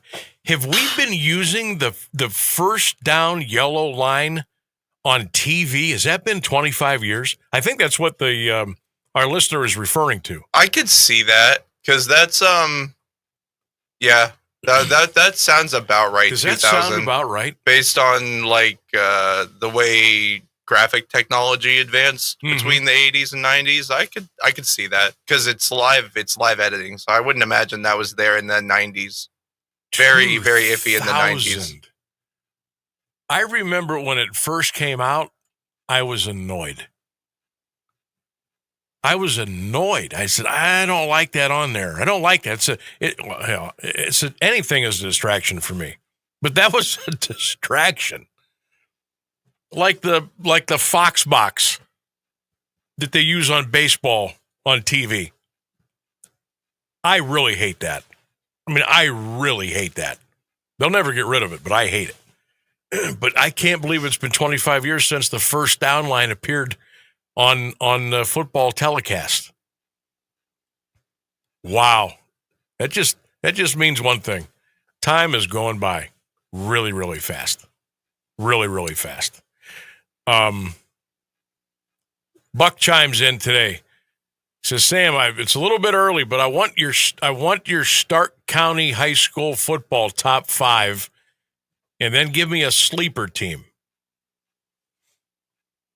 Okay, I did this during the break, so take it for what it's worth. And if I was asked this question tomorrow, I'd probably give you a completely different answer. But just off the top of my head, and I'm trying to remember who's coming back, who graduated, and some of the schedules of the teams. So right now, I'm shooting from the hip. I'm going to say Maslin number 1. Depends on the quarterback situation, but they got some up-and-comers. I'm going to give you a name. Remember Eric? Eric. Oh, my God, that's his dad. Remember Aiden Longwell? Maslin quarterback, and now he's playing in the Colorado Rockies organization for baseball. We had Aiden on the show about 3-4 weeks ago. Well, there's another Longwell. His name is Drew. Watch out for this kid. Watch out for Drew Longwell. Okay? So I'm going to go with the Tigers number 1 if they get the quarterback situation figured out. I'm gonna go Jackson at number 2. I think, and it's taken a little bit of time, maybe a little bit more time than Jay Rohr wanted it to take. We saw the Bears take a step last year again, in the year after, the year before that. I think Jackson could be a really, really good football team this year. Obviously, if what? If they stay healthy. I think they could make another jump. I think they could. I've got Perry at number 3. New coach, new regime, new way of doing things. I think a tremendous staff.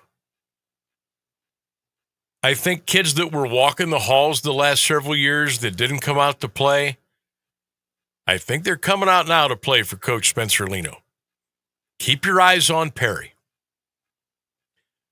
No surprise, West Branch, I think, is going to be very good again. You know, West Branch, you almost come to the point with them, you expect them to get to a regional championship just about every year. You expect them to maybe get close to playing for a state title. State semis, at least. That's just the program they've built over there. Oh, and they're getting turf. I saw some pictures on Facebook yesterday. They're getting turf over there. Looks fantastic. Can't wait to go over there and do some games this year. Beloit, we're coming your way. I got McKinley down at number 5. Again, new coach, new staff, lots of new kids, new situation, new system, lots of changes. It's always kind of tough for the first-year coach. But I think Renzi Parnell coming down from Archbishop Hoban, I think is going to do a pretty nice job. They got a pretty tough schedule, but I think McKinley will be pretty decent. So my sleeper team, I went back and forth with a couple teams here, and I landed on Louisville. Again, trying to find their identity. It's been a struggle there. Coaching changes, just things happening. Obviously, still don't have a league to play in, so they got to schedule independently, and they got to take what they can get. You know, you try to get as many home games as you can. I think Louisville and Coach Capus, to me right now, again, this is July. We got a long way to go. You got training, you got camp, 2 days, whatever, scrimmages, then the regular season. I think Louisville could be a sleeper. They have struggled. Okay? No secret. They have struggled. I think they could be a sleeper team coming up here in 2025. What do you think? I think Alliance is going to be better. I think Central Catholic, with the emergence of, and I don't know this per gospel, but it's looking like Brock Burquin is going to be the most likely the starting quarterback for Central Catholic this year. He was a freshman a year ago. got some seasoning. Played on the baseball team that made it to the regionals. You know, Trucker's always going to have somebody that can run it, somebody who can catch it, somebody who'll hit you hard coming over the middle. I think Central could be pretty good. You know, Marlington. You expect Marlington to do well. I'm going to be honest with you, though. You know what I'm hoping for two teams. I'm hoping this for two of the teams.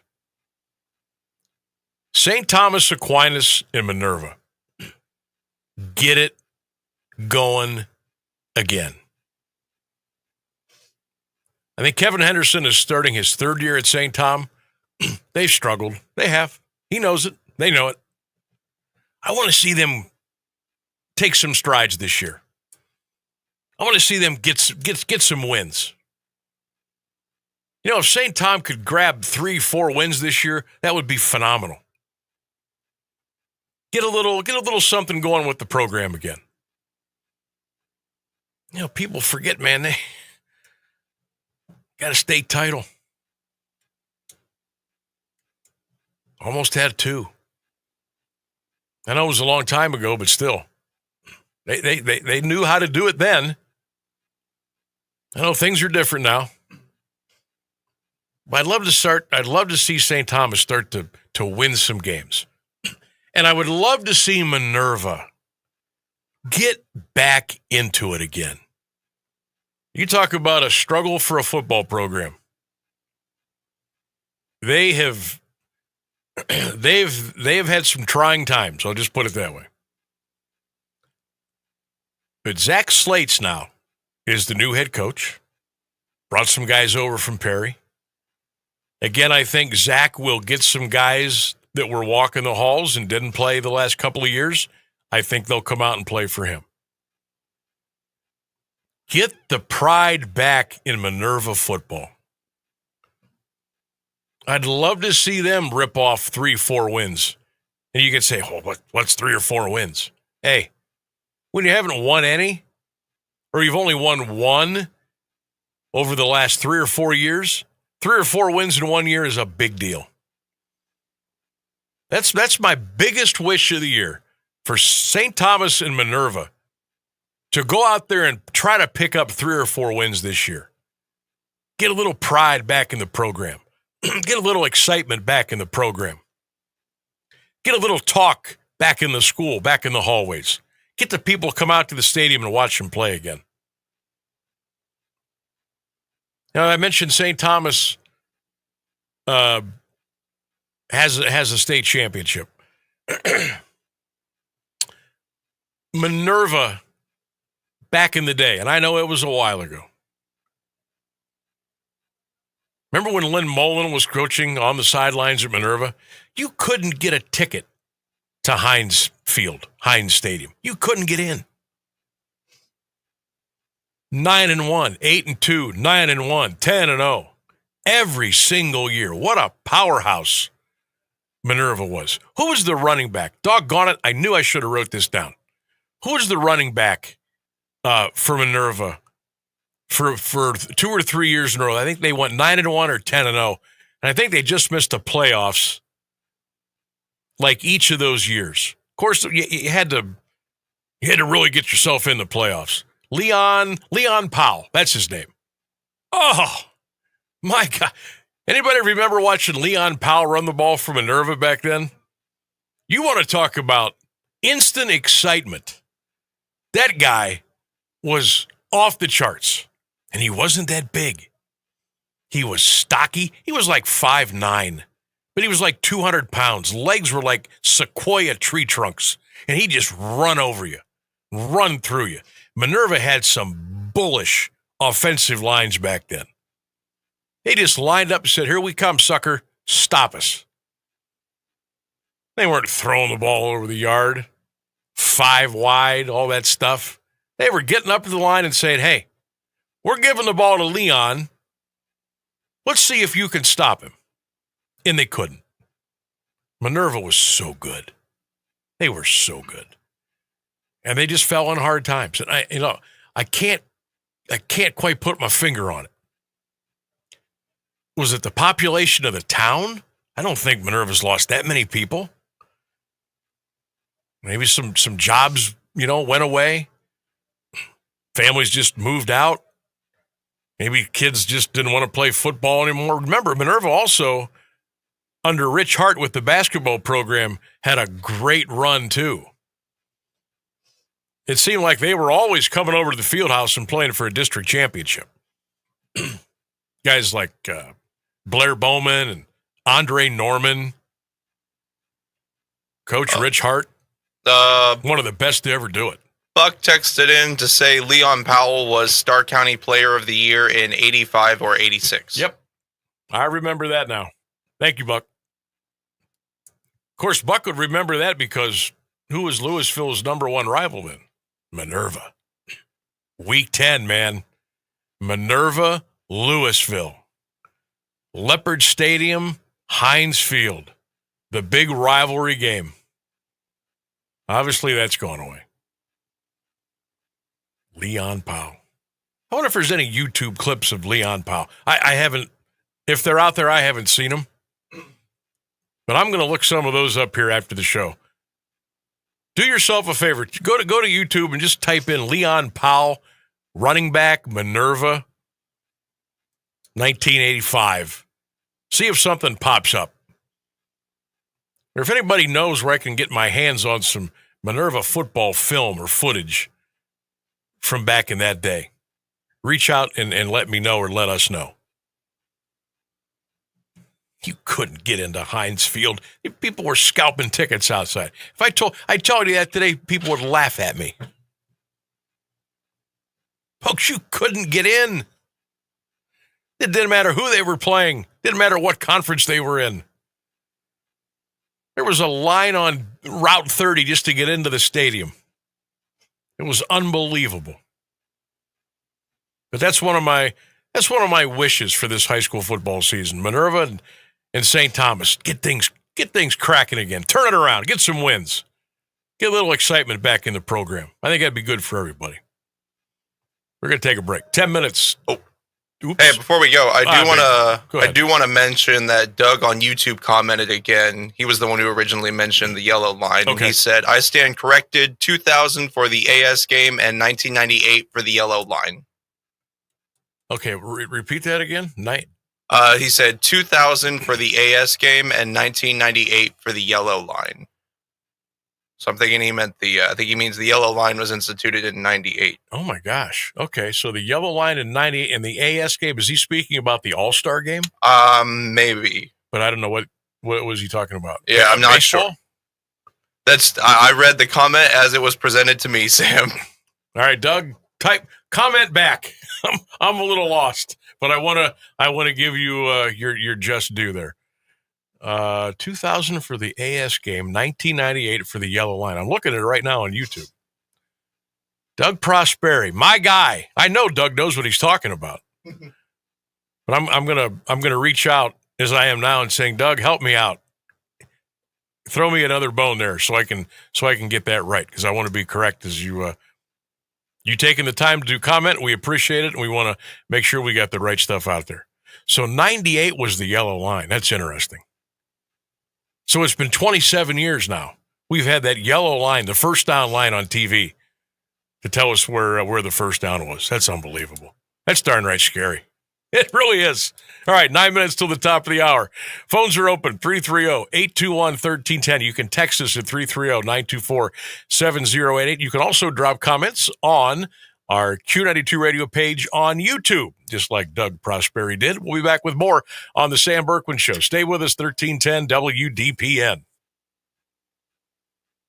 Do you have trouble getting in and out of the bathtub? Are you afraid you'll slip and fall entering or exiting a tub? Safe Step walk-in tubs can transform your bathtub from an area of concern to a calming refuge. Call them today at 1-800-498-2098 and save $1,600. Safe Step walk-in tubs and showers are proudly made in Tennessee and offer an ultra-low step-in, avoiding that difficult climb over a traditional bathtub wall. They also offer a variety of therapeutic benefits that may help soothe your aching muscles and joints, increasing your mobility, boosting your energy, and improving your sleep. Safe Step walk-in tubs are designed to easily fit your existing tub space and are often installed in as little as 1 day. Just dial 1-800-498-2098 today to save $1,600 and receive a free shower package. That's 1-800-498-2098 for a free no-obligation consultation and to save $1,600. Safe Step walk-in tubs. Safety never felt so good.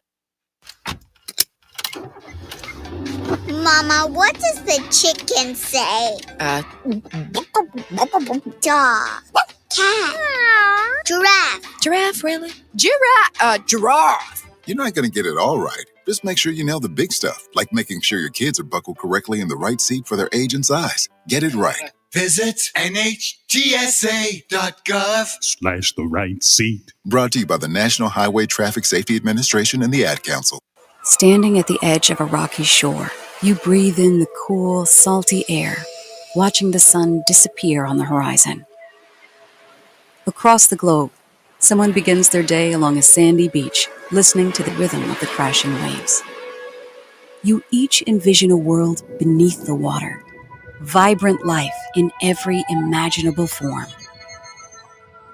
Now, imagine it's all gone. What was once a place of wonder and beauty is now a dull, lifeless wasteland. Food, jobs, medicine, all gifts from the ocean, all gone. Time is running out to protect our oceans, and without our love, everything the oceans provide can and will disappear. It's our choice. Love it or lose it. Help protect our oceans. Visit World Wildlife Fund at wwf.org/love.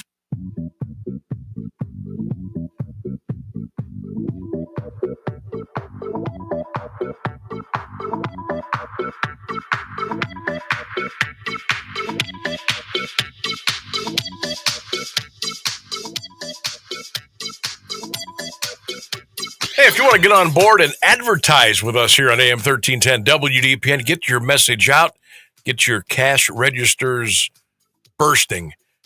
Call the office at 330-821-1111 during business hours, 330-821-1111. Get on board with us, advertise your business, make a difference in the community, and have a little fun with us here on AM 1310 WDPN. Lots of opportunities for you. Rex's show, John Tesh, the Sam Bourquin Show, high school football, basketball, Mount Union. We got a lot of great things happening here. If you would love to get on board with us, advertise your business, we can create a package just for you. 330-821-1111 during normal business hours. We got about 4 minutes until we get to the top of the hour. Jeff Mears with all of the latest news and weather coming your way. The Sam Bourquin Show poll question of the day. It has been, believe it or not, 15 years since LeBron James made his decision. We all remember sitting down there with Jim Gray,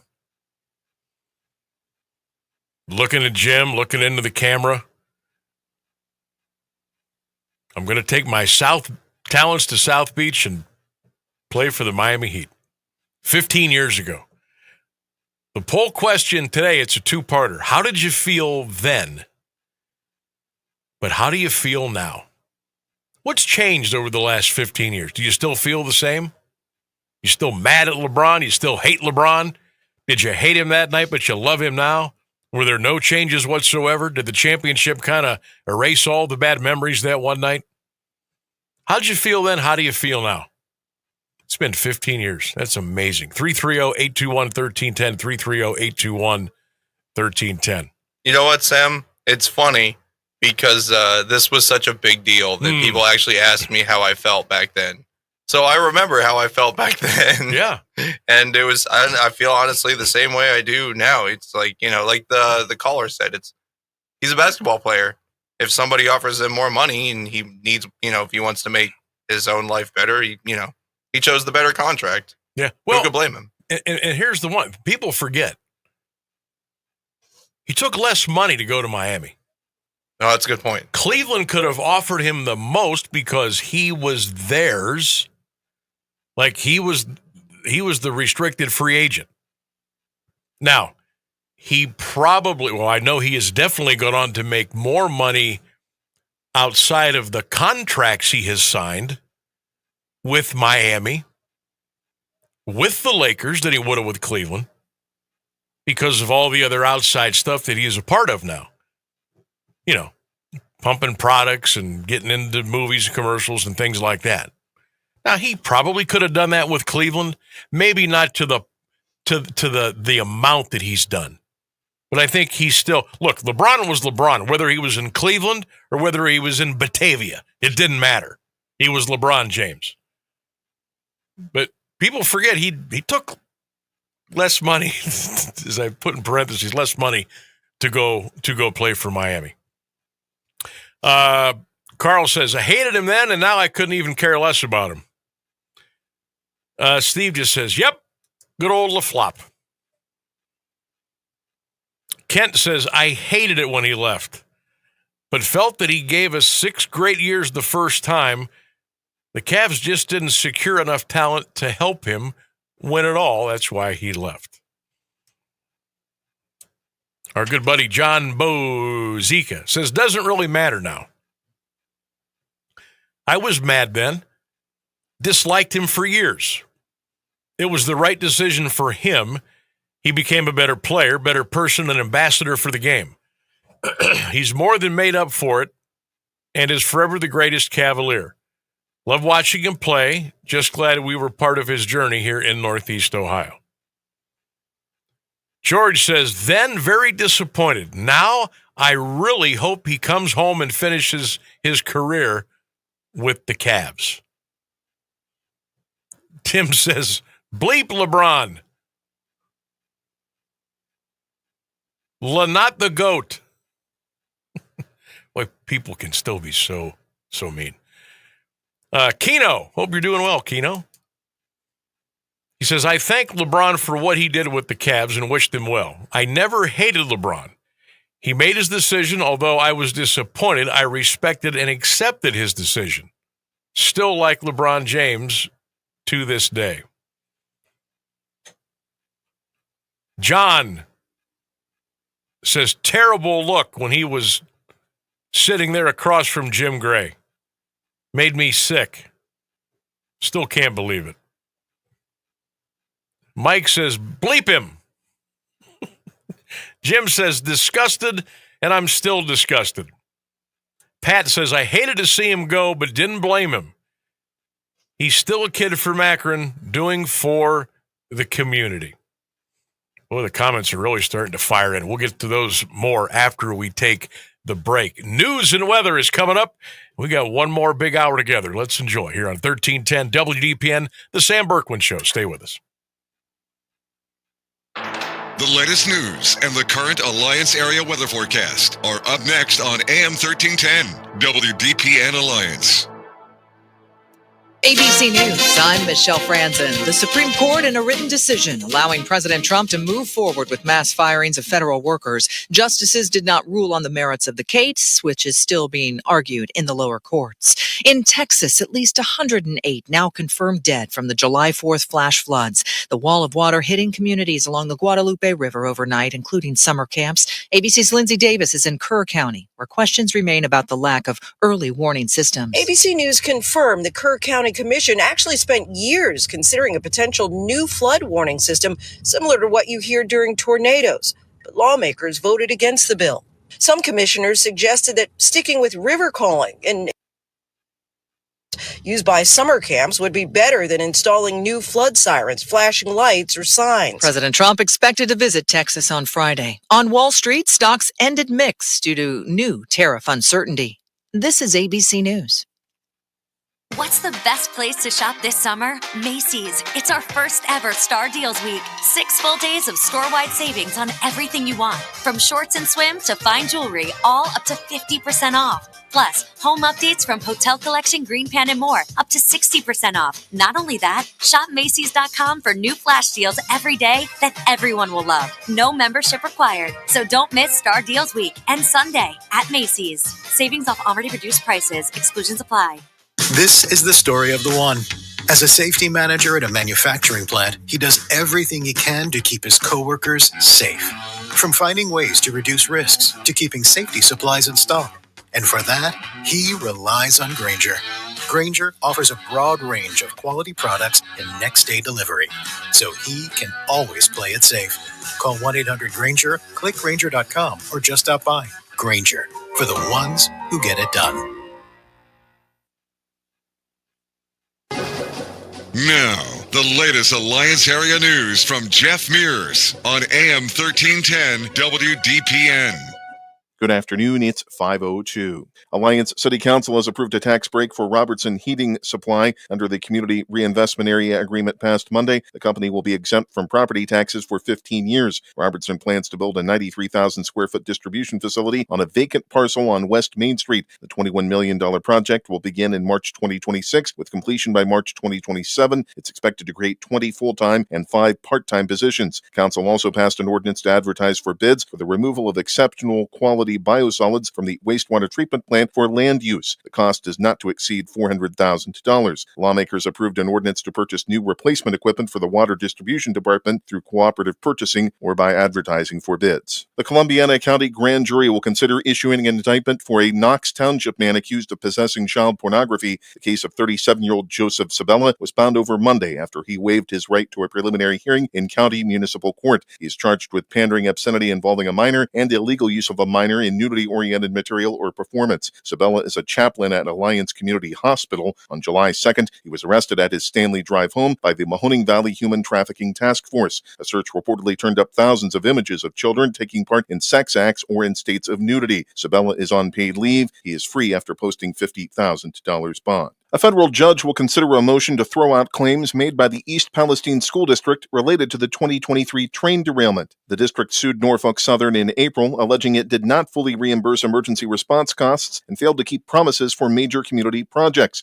The railroad filed a motion last week arguing that it provided multifaceted support to the district. They cite over $1 million in donations and reimbursements for costs including track repairs and parking lot damage. Norfolk Southern also denies the district's allegations of lost tax revenue and declining enrollment because of the derailment. The company says many of the district's demands for compensation are unfounded or lack legal standing. A man who allegedly shot and killed a Wellsville man is on track to stand trial this fall. Proceedings for 34-year-old Gino Wall of Steubenville remain scheduled for September 23rd. His defense attorneys appeared Monday in Columbiana County Common Pleas Court for an interim status conference. A final status hearing is set for September 5th. Wall is charged with aggravated murder. He remains in jail on $1 million bond. 30-year-old Robert Heron of East Liverpool was found shot to death behind a garage on 10th Street in September 2024. 41-year-old Brandon Kessler of Wellsville, a co-defendant, is accused of lying to police investigating Heron's slaying. He's charged with obstructing justice. U.S. Marshals are searching for a suspect in a shooting in Youngstown. The Northern Ohio Violent Fugitive Task Force says 23-year-old Lawrence Howard is accused of shooting at someone trying to flee in their vehicle in May. Details of the incident were not available. Howard is black, 6'2", and weighs about 200 pounds. He's known to frequent the Youngstown and Cleveland areas. Anyone with information on his whereabouts is asked to call 1-866-4-WANTED.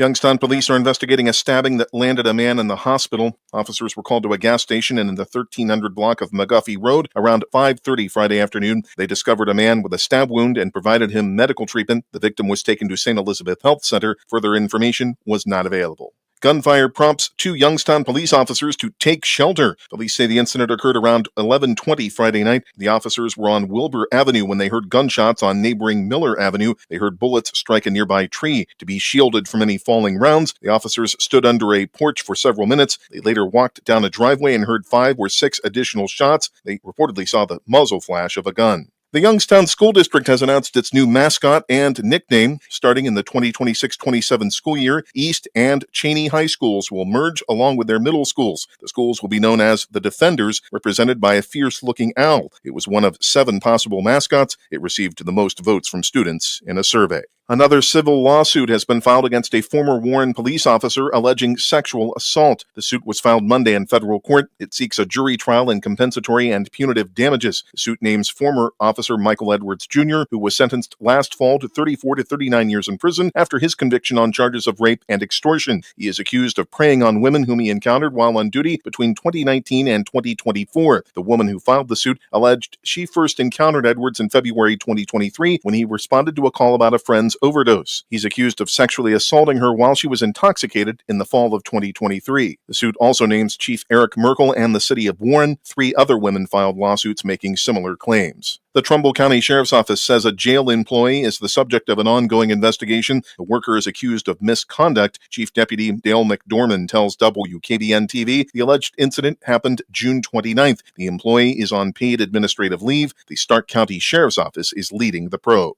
Liberty Township Police are investigating after gunfire erupted at a church basketball court. It happened Saturday night at Pleasant Valley Church on Pleasant Valley Road. Church officials say a vehicle pulled up to the location and someone fired about 60 rounds. A large group of people were playing, but no one was injured. The church has given its security footage to police. The basketball court is now closed. Consumers will have more time to take advantage of Prime Day. More from ABC's Mike Dubusky. Amazon Prime Day is upon us, and this year, instead of 2 days of steep discounts across the website, the tech giant is expanding to 4 days. Lead Insights analyst Vivek Pandya says he's anticipating 28% sales growth compared to last year. We're expecting about $23.8 billion to be spent with online spending, really seeing the trajectory increase because of the 4 days instead of the 2 days we usually have. Computers, apparel, and back-to-school items are expected to be big this year, and online shoppers may also see some new shopping tools. We're also seeing them lean on generative AI platforms to understand where they can get the best deal, where they can get cheaper versions of goods they're interested in. Prime Day also comes amid broader uncertainty among retailers around the Trump administration's trade policies, as experts say tariffs will raise prices on many foreign-made goods. With Tech Trends, I'm Mike Dubusky, ABC News.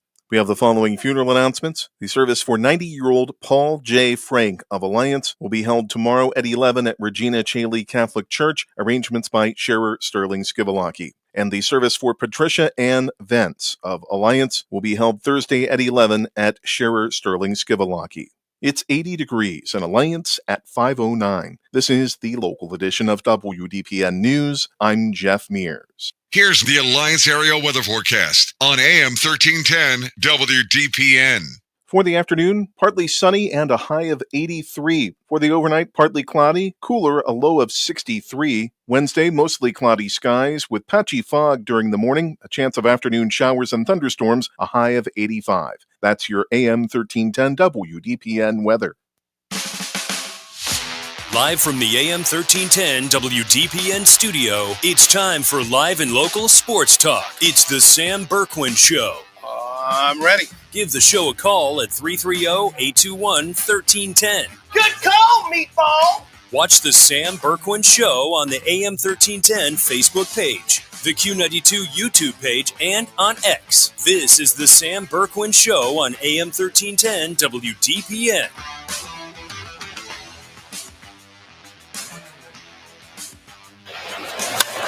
Crushed. Deep left field. Goodbye. Jose Ramirez uncorks one to left field. It's a 2-out, 3-run homer and a 4-run fifth inning for the Guardians. And Vaughn sends it way back. And welcome to Milwaukee.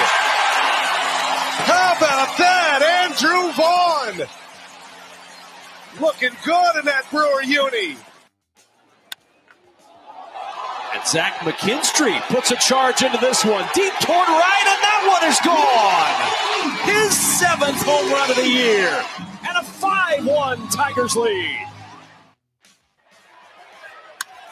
Left side off the glove of Perdomo.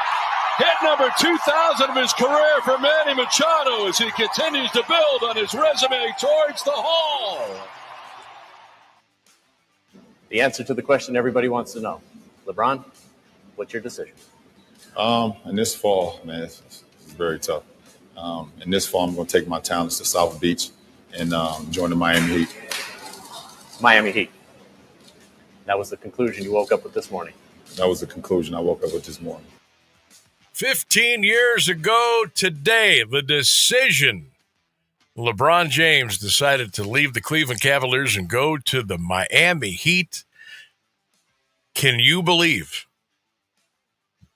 it was 15 years ago today? I cannot believe it's been that long. Welcome back into the Sam Bourquin Show, everybody. How we doing? Bang! There's a train. Stop signs and crosswalks just aren't enough. We're doing good. We're doing good, especially Sam. since we didn't get run over by that train. Yes. That was good. We're going to be with you till 6 o'clock tonight. Phone lines are wide open, 330-821-1310, 330-821-1310. You can always text the show at 330-924-7010. 888. Hey, good news to start the 5 o'clock hour. You got to give a little praise when the praise is due. The Cleveland Guardians last night won a baseball game. They had lost 10 games in a row. They found the magic potion last night. Jose Ramirez, a big 3-run home run. You heard that in our show open today, courtesy of Matt Underwood and Cleveland Guardians TV. Beat the Astros last night. They're now 41-48 on the season. Still a long way to go. Long way to go to climb back into the wild card chase. But to go down to Houston, face a team that was 8-2 in their last 10, just came off a great series win against the Dodgers. You went down to their place. You jumped on them early. You coughed the lead up, but you got it back and you stayed in front and you won the game. So good job by Voter. We're going to hear from Stephen Vogt coming up here in just a couple of minutes. Also later on this day in sports history, I bet you'll never guess what one of the pieces is going to be of that on this day in sports history, right? Not a real busy day, but that LeBron fellow, he was a big story 15 years ago today. 44 days until high school football. 44 days until that Thursday night.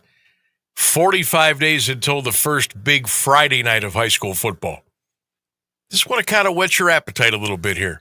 Make sure you are in with us. Matter of fact, right now, go to all of our social media platforms and at least like and share and follow, because you're going to want to be with us all season long, okay? AM 1310 WDPN. Follow us. Q92 Sports. Follow us. Q92 Radio. Follow us. Follow our streams, AM 1310, WDPN.com, Q92 Radiosports.com, the Q92 Radio page on YouTube. Make sure you go to all of those platforms and give it a like, give it a follow, give it a little share. You're going to want to be on the greatest high school football ride of coverage for 2025. It's all coming up here real soon. So just kind of put that in your back pocket. Put that on your calendar. I know we got a lot of swimming to do, a lot of golf to play, a lot of sun to soak in. We got vacations to take.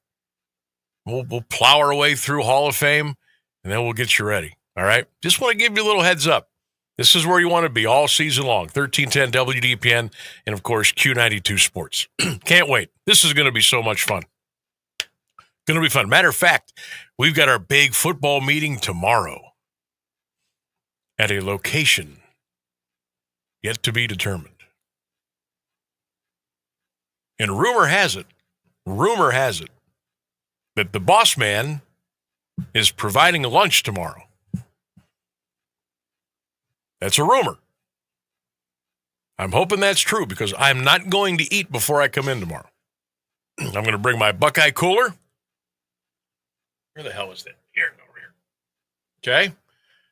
See this thing here? I'm going to bring this tomorrow. It's always got nice ice and a lot of water in it. All right. But if we're getting lunch tomorrow, I'm going to save my appetite. But I can't disclose the location of the meeting. That's top secret. But that's tomorrow. And we're going to just kind of chop it up. We're going to have a big old high school football session tomorrow. Get our plans put in cement for the 2025 season. I can't wait. This is going to be so much fun. We got such a great group. We got a great team. People on the air, behind the scenes, pushing the buttons, working the levers, doing the social media graphics. This is going to be a lot of fun. So you want to keep it here, okay? I'll give you that little heads up. 45 days out, but we're coming. It's going to be a lot of fun. All right. Sam Bourquin Show, poll question of the day. 15 years ago today, LeBron James made his announcement he was leaving to go to Miami. And our poll question today is twofold. How did you feel about the decision that night? How do you feel about it now? A lot of great response today. Like if I would have somehow I wanted to figure out a way to do it like as a poll so I could give you 4 choices. But since I wanted to make it a double question, I thought that was more important than having to pick from 4 categories. You understand what I'm saying there? So that's the way that we kind of use this format today. Usually we ask you a question and it's A, B, C, or D. But I wanted to change it up a little bit today. So that's why the way we went the route that we did. So how did you feel that night? But more importantly, 15 years later, how do you feel now about LeBron and his decision? Great response on social media today. They're coming in hot and heavy. Tom says, didn't blame him for leaving, but was disgusted by the TV show until I heard his take from it went to charity. The important thing ultimately is that he came back and led the Cavs to a championship in one of the great comebacks and clinchers of all time. That he, a guy who had never been involved in anything remotely scandalous and has been 100% about family and giving back to the community. It's almost unreal to me how he is still hated by so many. Yeah, that guy brings up exactly what confuses me is why all the hate? Because from everything I know about LeBron James, he's like a humanitarian. He's always given back to his hometown and stuff. So I think the rub there with some, or maybe more, I don't know. They don't like the way LeBron interjected himself into politics. They don't like the way he has come off on certain subjects. And that's okay. Everybody's entitled to their opinion. Right. Look, exactly. I even got upset. I'm like, LeBron, just be quiet. What? Come on, don't go down that road. But it's everybody has their own opinion. You're allowed to express or say what you want. Now, on the other hand, here's the thing. And that's the great thing about living here. You can have your opinion, but guess what? I can come back and tell you your opinion's full of crap. It's two-way street. So we all got our opinions. But I think some got upset that he really kind of overdid it a little bit as far as getting into the political nonsense. And again, that goes both ways. Both parties. And we're not going to get into that. So I think that upset some people. I think it upset some people that they really believed that a young man from Akron who had promised that he was never going to leave ended up leaving. Okay. So he did at some point promise that he was never going to leave. Well, he never came out in front of the camera and said, I am never going to leave. Uh-huh. But you know how LeBron is known for his past aggressiveness? Uh-huh. He would throw out little clues, little tidbits of, I'm not going anywhere. I'm here. I'm staying. But again, that was his decision to leave. You can't fault him. You can be mad and angry because most people were mad because the best player on the planet was leaving their favorite team. Totally understand. Right? And he put in 6 years, 7 years, and the deal was up. He had the right to do what he wanted to do. He could have stayed. He could have left. He could have went somewhere else. Everybody wanted him, for God's sake. A lot of teams wanted LeBron. You got to remember, when LeBron James was LeBron James, before he made the decision, there wasn't an NBA team. There wasn't a team on this planet that didn't want him to come play for them. He had the world by the you-know-whats. He could do anything he wanted, go anywhere, and he could have it. And he earned that right. Because when he came out of St. Vincent St. Mary and came to the Cavaliers, and I'll never forget the first NBA game he played in against the Sacramento Kings on like a Wednesday night in Sacramento at 10:40 at night Eastern time, my butt was in front of a television. And so was everybody else. Some who had never even watched the Cavaliers play. Some that didn't even know what a Cavalier was.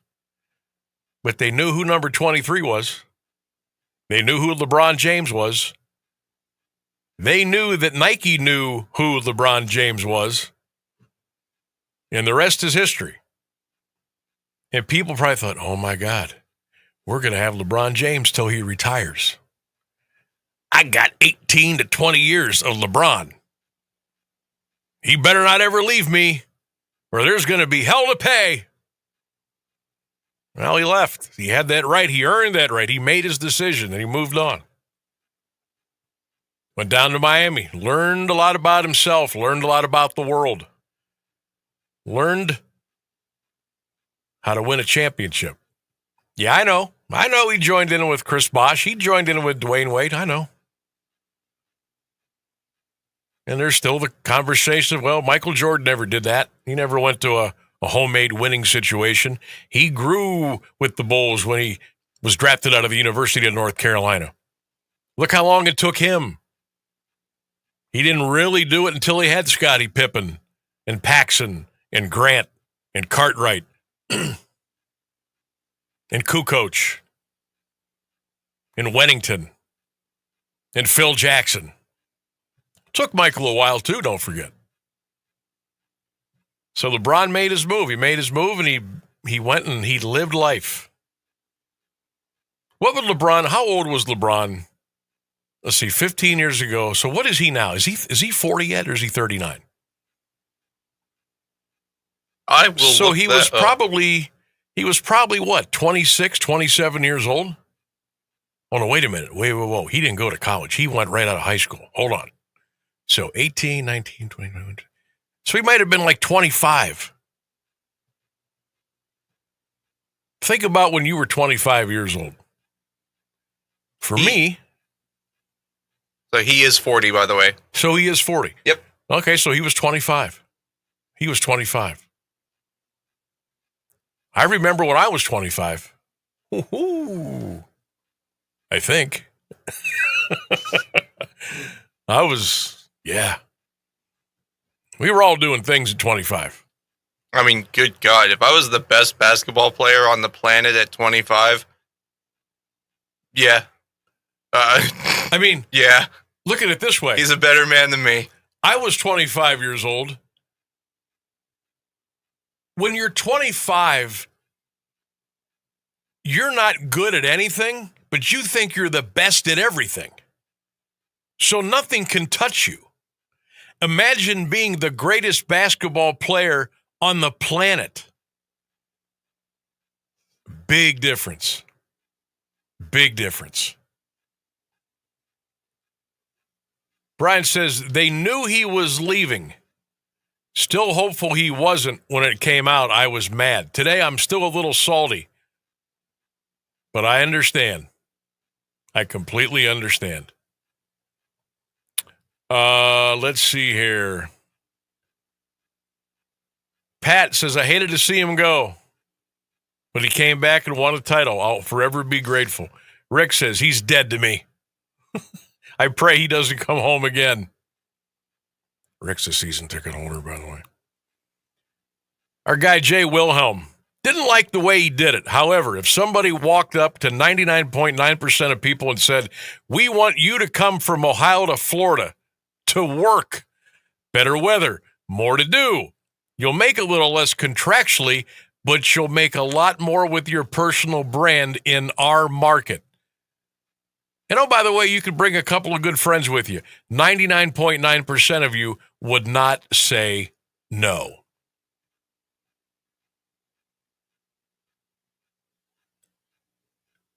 Brian J., I think he really thought he was doing a good thing for charity by publicizing it and doing it the way he did. He was given bad advice and followed it. He realized in the middle of the decision that this wasn't going to be received well, but by then it was too late. He had to go through with it. As a fan, obviously disappointed, but it was the ownership's fault. They never gave him enough to go win a title.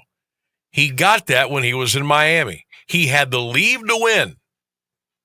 He came back. He won us a title. I do remember, or I do often wonder what it would have been like if he would have stayed here for his entire career. Don checks in from up in Akron. I felt betrayed by someone who professed to love his hometown. 15 years later, the disappointment is gone.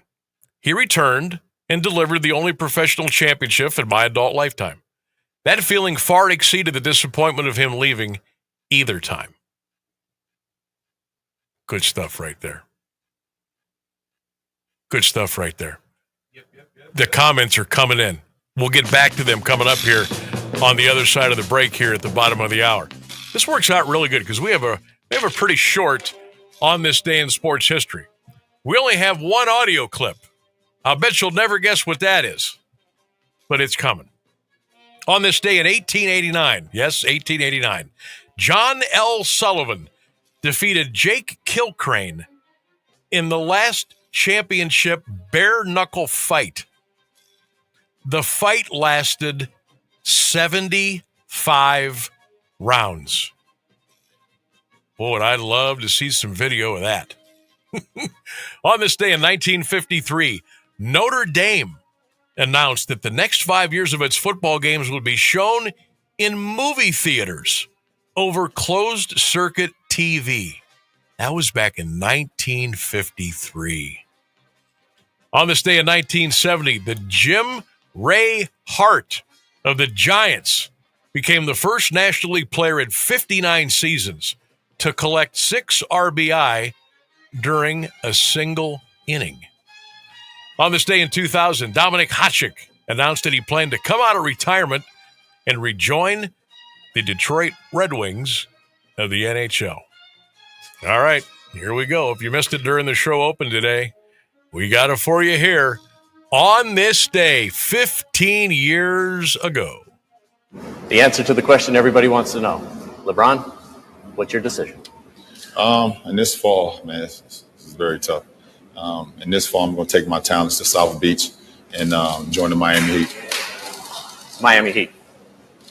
That was the conclusion you woke up with this morning. That was the conclusion I woke up with this morning.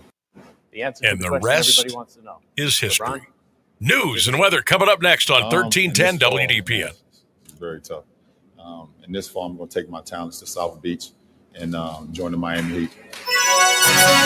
The latest news and the current Alliance area weather forecast are up next on AM 1310 WDPN. LeBron?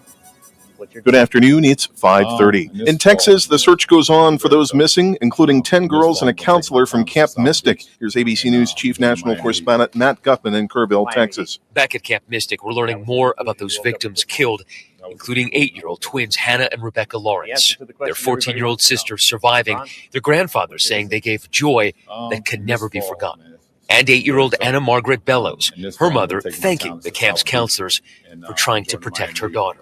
Our whole group is so grateful for the counselors who loved our children and protected them until the very end. And overnight vigils across Texas, communities gathering to remember those they lost. The total number of deaths reached at least 104 Monday. President Trump Monday set a 25% tax on goods imported from Japan and South Korea, as well as new tariff rates on a dozen other countries. The president provided notice of the tariffs to begin on August 1st by posting letters on Truth Social that were addressed to the leaders of the various countries. The letters warned them to not retaliate by increasing their own import taxes, or else the Trump administration would further increase import taxes. The higher tariffs could hinder economic growth, if not increase recession risks. There's new U.S. military aid for Ukraine. Here's ABC's Allison Cossack with more. The U.S. will send more weapons to Ukraine. During dinner with Israel's Benjamin Netanyahu last night, President Trump said the U.S. is going to send more weapons because, quote, they have to be able to defend themselves. Last week, the Pentagon announced some weapons shipments were being held back amid concerns about declining stockpiles. The Israeli military says 5 soldiers were killed in an attack in northern Gaza, while health officials in the Palestinian territory say 18 people were killed in Israeli strikes. The bloodshed comes as Israeli Prime Minister Benjamin Netanyahu was visiting the White House for talks with President Trump about a ceasefire plan to pause the Gaza fighting. While there was no announcement of a breakthrough from that meeting, there were signs of progress toward a deal. Killings of the soldiers could add to the pressure on Netanyahu to strike a deal in Israel, where polls have shown widespread support for ending the conflict. For the first time in nearly 20 years, the Transportation Security Administration is supposedly ending its no-shoes policy when going through security. In a memo obtained by ABC News, agents will no longer require passengers to take off their shoes as part of the screening process. The policy started in 2006 after authorities stopped a man who tried to carry a bomb in his shoe. More from ABC's Gio Benitez. We've learned an internal memo to TSA employees this week says that the goal is to roll this out nationwide, but we don't know exactly why this change. It's 79 degrees and Alliance at 5:32. This is WDPN News. I'm Jeff Mears. Now, the Alliance Area Weather Forecast on AM 1310 WDPN. For your Tuesday afternoon, a mix of sun and clouds with a high of 83. Overnight, partly cloudy. Temperatures fall to around 63. Wednesday, patchy fog to start your morning. A chance of showers and thunderstorms during the afternoon hours. Otherwise, mostly cloudy and a high near 85. That's your AM 1310 WDPN weather. Bang! There's a train. Stop signs and crosswalks just aren't enough. Overgrown vegetation makes a bad crossing worse. Almost half of Ohio's railroad crossings don't have gates and flashing lights. Bam! You're dead.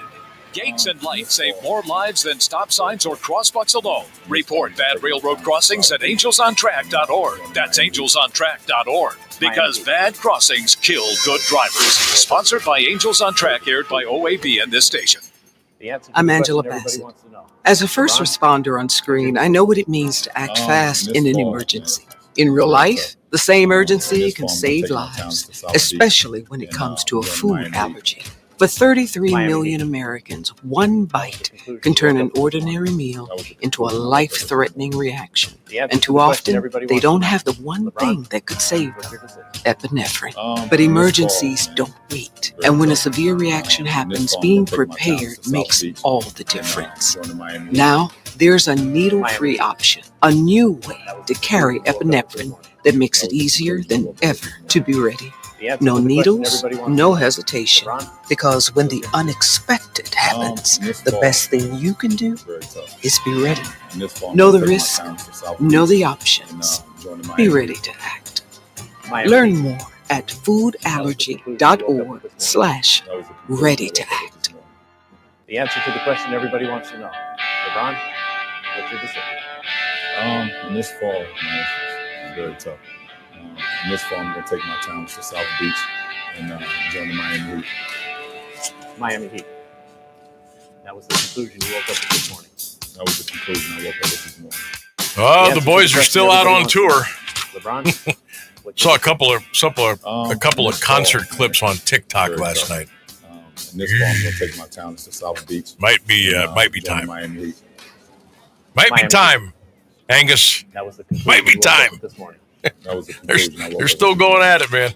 God bless them. Everybody wants to know. Do you ever think that some of the musicians or groups that are still on tour today would be doing it at the age of in the 60s, 70s, some in their 80s?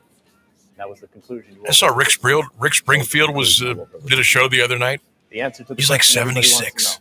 LeBron, still playing the guitar, singing to the crowd. AC/DC still out there. I'm more curious if they thought they'd still be doing it at this point. I mean, because you got to have a little. I know they're not thinking about it then, but you got to have a little bit of a game plan at some point. You know, if we all stay together, if we still love working with each other, being around each other, we still love being on the road. How long are we going to do this? And join the Miami Heat. When are we going to have to scale it back, settle down a little bit, or maybe stop altogether? But you know what? It's like a player and it's like a coach. The question everybody wants to know. It's in you. What else are you going to do? In this fall, man. Teachers teach. They never quit teaching. Coaches coach. You really never quit coaching. Right. Is AC/DC going to stop being AC/DC? No, they're going to play until they can't.